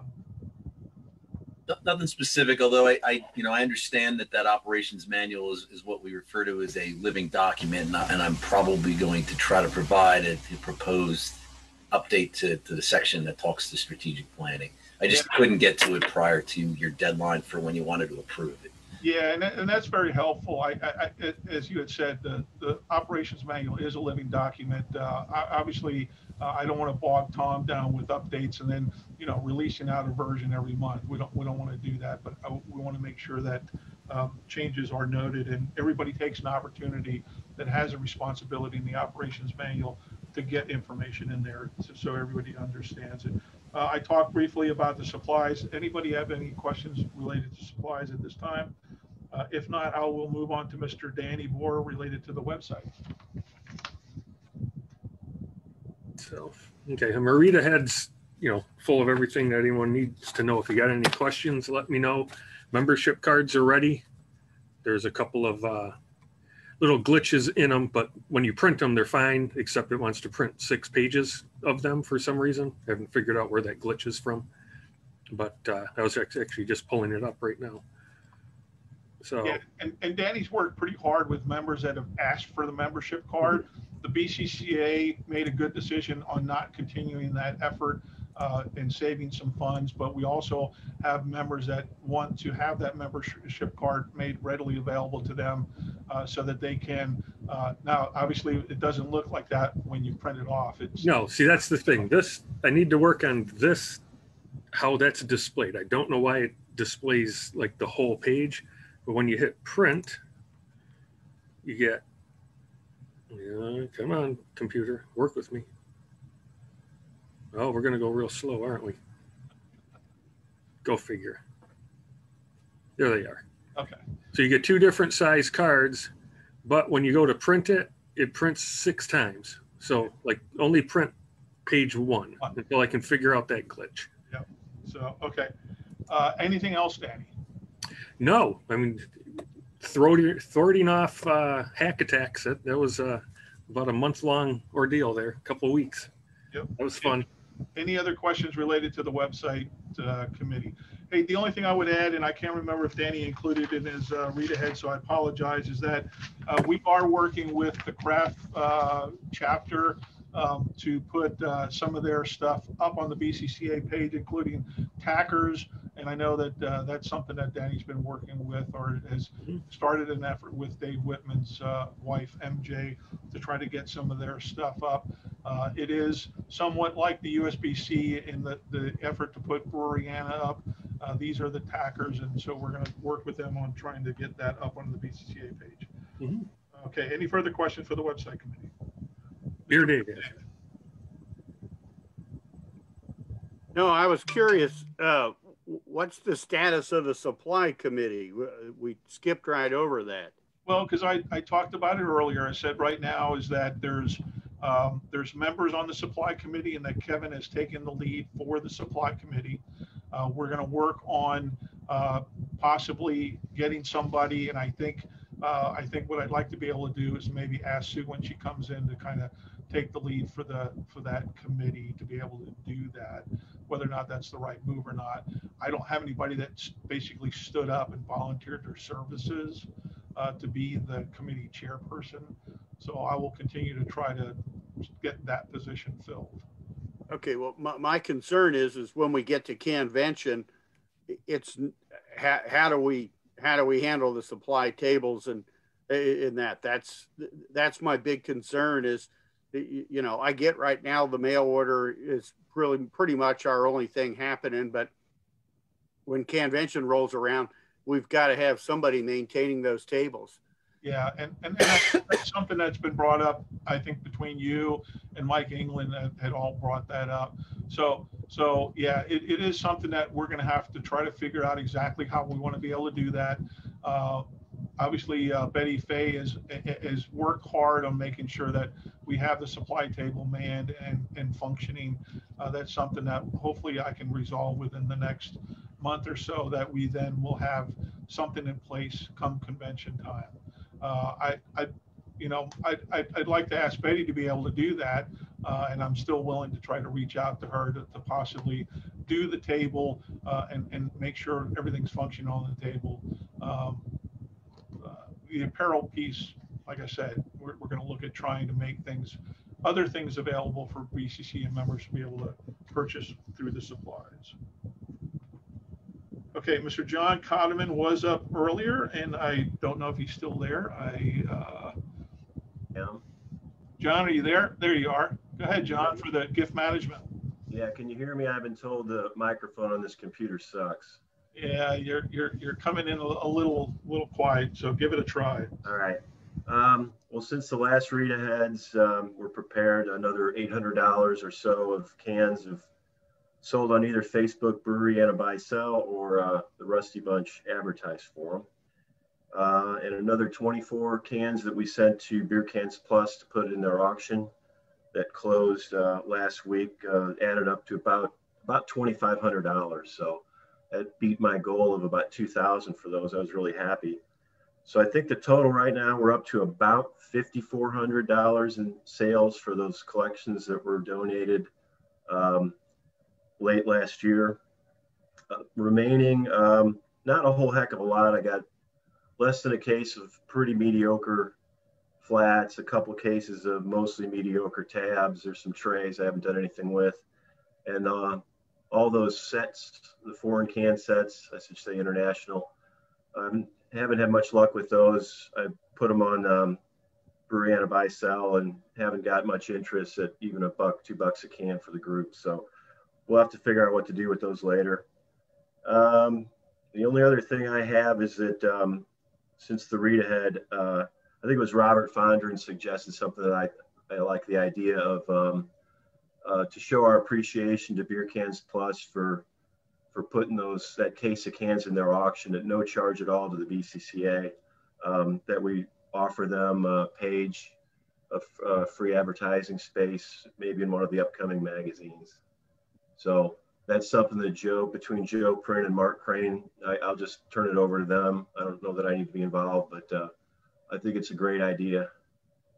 Yeah, and what we'll do is we'll segue, unless anybody has any specific questions for John Cotterman, we'll segue into the advertising committee if Mark Crane is still up to address that specific issue.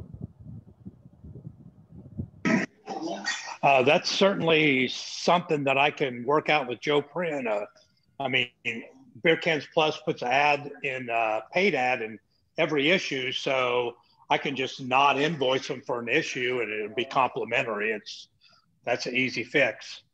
Yeah, and if anybody has any other suggestions for how we can send an appreciation for the Beer Cans Plus folks for doing that for the BCCA, we'd obviously like to keep that bridge open and that door open to be able to do that again. Scott? I'd say since they're putting an ad in every issue, that we just put a header on the ad, a special thanks to them. Okay, I'll have those guys work that through. Robert? Keith, it might be nice for you to send a letter as president to them also. That can easily be done. So let me do a letter. I will do that. Obviously, the big question is, I mean, and I'm not against it, but Jim probably will wonder, and Mark, where the money that we budgeted for that will come from. Well, I think the money was made up for them actually posting it up, and the money we turned by having them on their page. So I think, I don't know what the cost is for the ads that they were using, or what was the cost, Mark, if you could tell me what it was per issue. You're muted, Mark. You're still muted, Mark. There we go. I think their ad, since they do 6 issues a year, somewhere around $260 an issue. So we're not talking about a ton of money for just one issue. But along those same lines, and I think I've addressed this before, have we reached out to any of the other dealers to get support from, say, Morianne or Arts Beer Cans or Discovered Relics to help support this gift management initiative? Because I wouldn't want to say, tell Dan Morianne that, well, we didn't contact you. We didn't know if you'd be interested in helping. Yeah, I don't know. You're talking actual cans for them to auction off from their webpage as well. Yeah, I don't know. John, is that something you thought about or reached out to them? Yeah, we thought about it, and my, I guess committee members, Al and Robert, it was just kind of decided to go with Beer Cans Plus. There's no reason why we can't in the future. We're certainly hopeful there'll be other collections donated in the future. There's no reason why we would leave anybody out in the cold if they want to participate. And I'm sure, I doubt they would say no, because it's good for them too. It makes them look good and people feel good about them. So that's something we could certainly do in the future, but I don't know if that helps with the point that was just made. Yeah. Okay. Yeah. And I agree. I know Dan is pretty particular about what he actually physically puts into his auction. I don't know if he would be open for it or not. It's definitely worth considering if we have some upper level cans that we know could bring in some good money. We haven't hit that gold nugget yet to possibly even consider that. So I think John and those guys on his committee have been thinking through that process as much as possible. Anything else? Any other questions for the gift management committee and Mr. John Cotterman and his effort? Much appreciated. All right. So Mark, I don't know if you have anything else to add or not. No, nothing else to add. All right, we'll move on. So Miss Paula, nominating committee.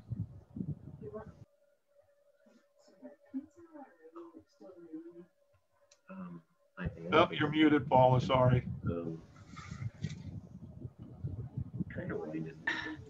Okay, there we go.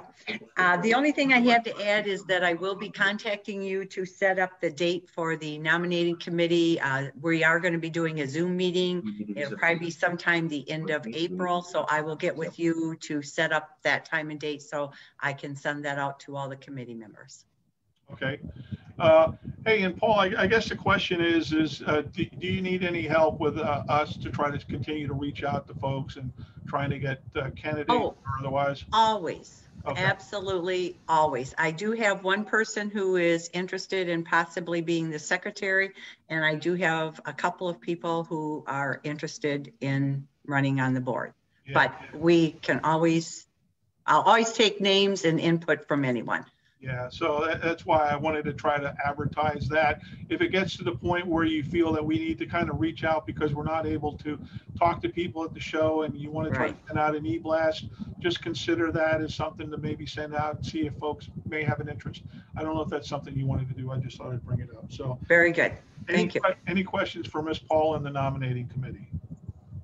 Nope. Okay. Roster committee, Mr. Robert Fondra. Yes, I do have updates from the read-aheads. All good news. The final proof of the roster was delivered to the printer on the 4th of January. And first, I want to thank Dan Jaworski for working hard over the holiday weekend to complete the pages, the internal pages and the covers. And those proofs were reviewed on the 5th and 6th. And as of 6 January, the printer is ready to go. I was informed by them that they're running a week behind and they didn't tell me why, but then when I read Joe Prin's read ahead, I understand why. So I'm pleased that they're only a week behind. The printing and mailing will be done the week of January 18th. So most members should have the roster in hand before the end of January, which I think is great news. I also want to thank Marcia Butterbaugh, Cheryl Boyles, and Terry Scullen for reviewing, and Keith Kirchner for reviewing the proof on the 4th and 5th. Another thing, I think the membership's going to be pleased with the front cover, and I want to let you know that that's our president, Keith Kirchner's design that he came up with, the idea, and then Dan Jaworski was able to develop the design from Keith's idea, and I think everyone's going to be pleased. And I was negligent in my read ahead, not thanking Marcia Butterbaugh. Marcia has been very helpful through the whole process in the last couple of months of reviewing, coming up with good ideas, helping coordinate with people. So I really appreciate her help on the roster. So the good news is it's coming soon and I think you'll be pleased. All right, thanks, Robert. Now on to the Hall of Fame and Can of the Year. Yes. Update to the read ahead there too.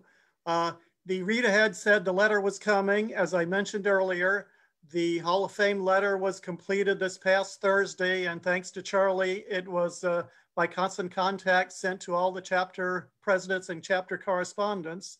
And during this meeting, I realized something, that not all of the board members and officers are on that list. So I will forward the letter to the officers and board members just so you're aware of what's in the current letter. One thing that was emphasized this year in the letter was the process. Normally, chapters have chapter meetings in January or February, get together and get 2 signatures on the form during the chapter meeting. That's not likely to happen this year. So I emphasize that there are multiple ways to do that. You can take the form, mail it to another officer, get a second signature, have it mailed in, which is probably the most difficult way. 2 officers can send the form to the office either via US mail or email, or 1 person can send the form and another officer can send an email confirming the information in it. I still think it's important to get 2 officers to confirm it, but as I said, there are multiple ways to do that. And that's for the nominations for the Hall of Fame.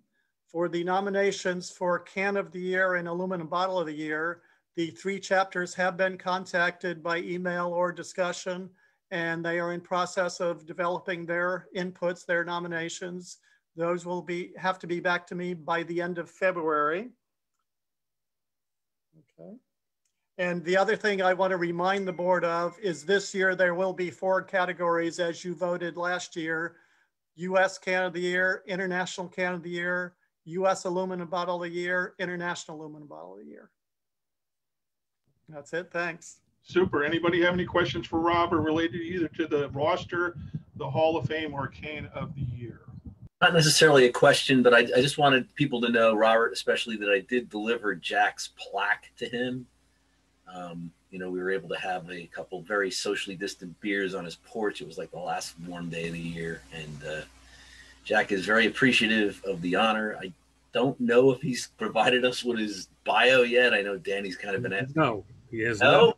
not. He told me he was going to work on it. But all right. We got nothing yet. All right.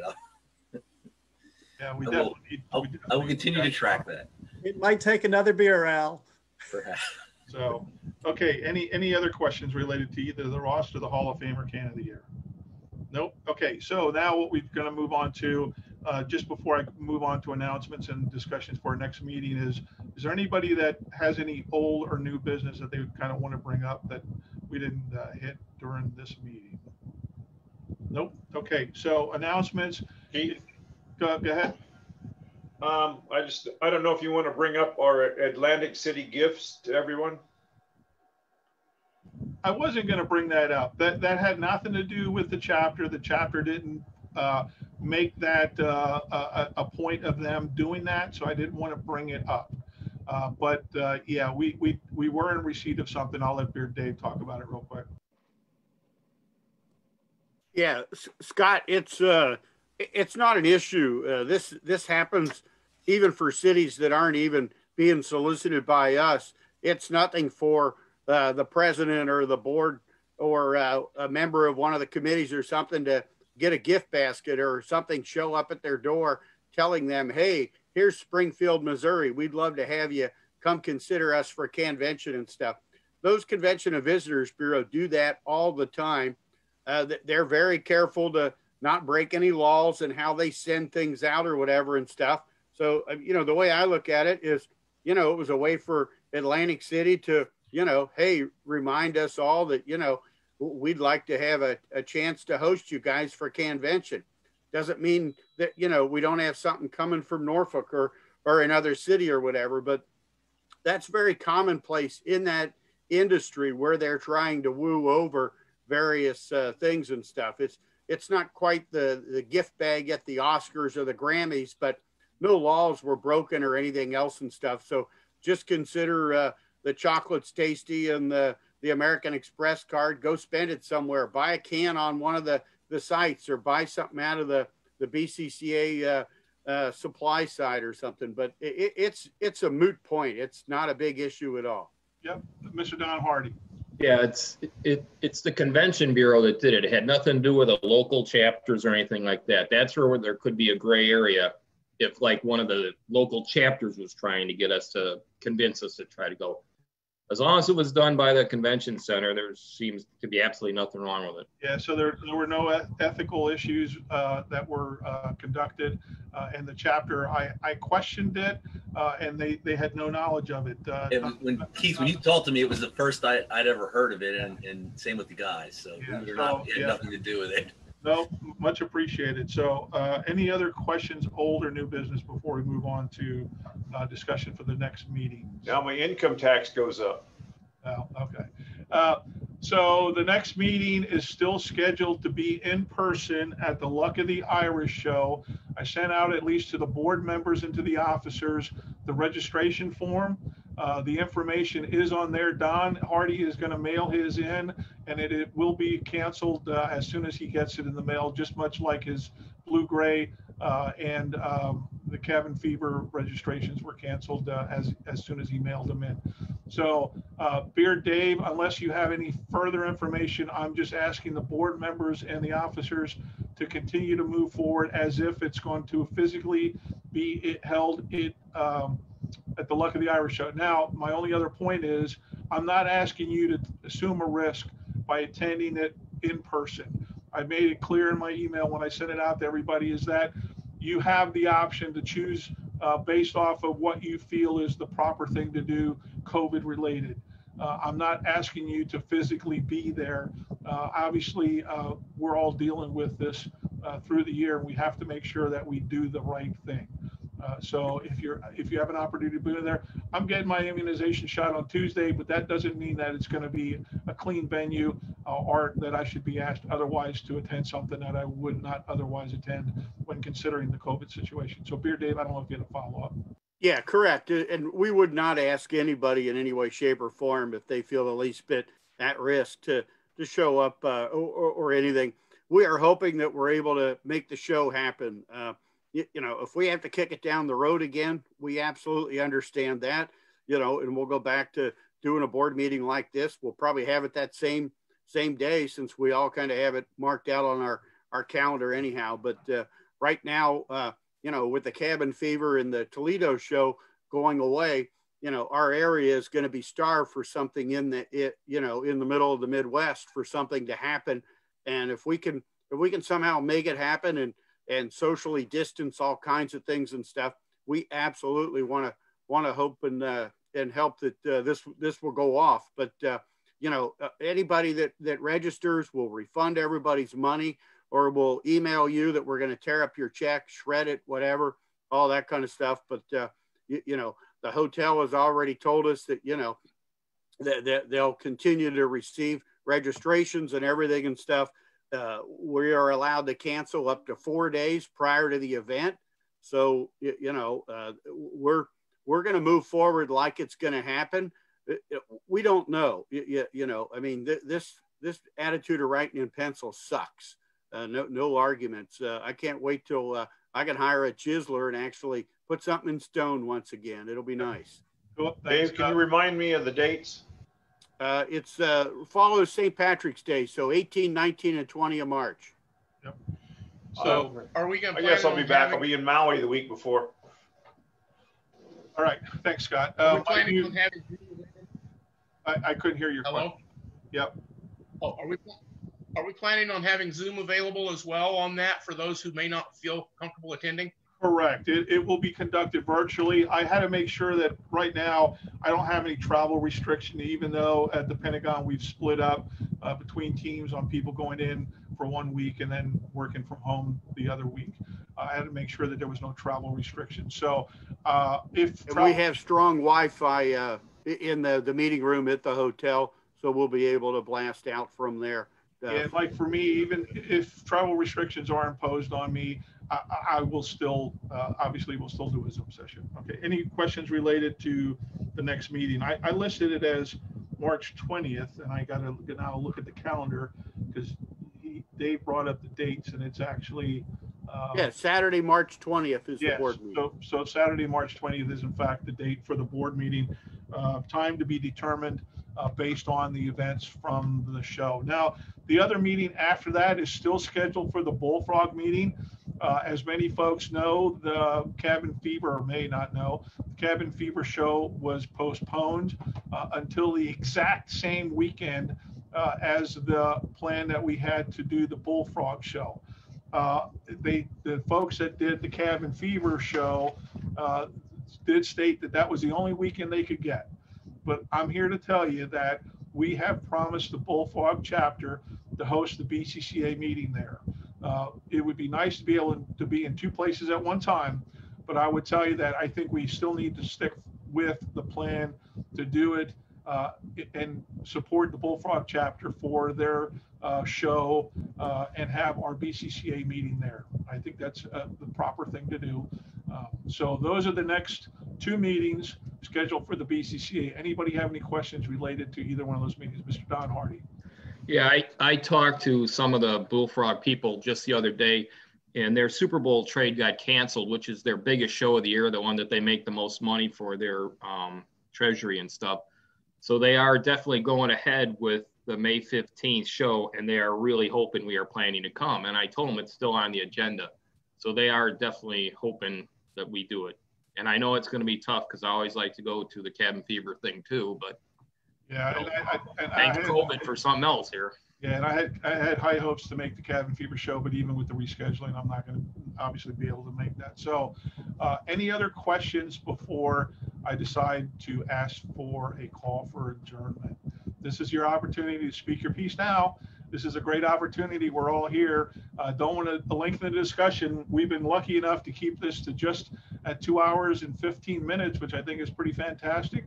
We knocked out a lot of stuff. We talked about a lot of things.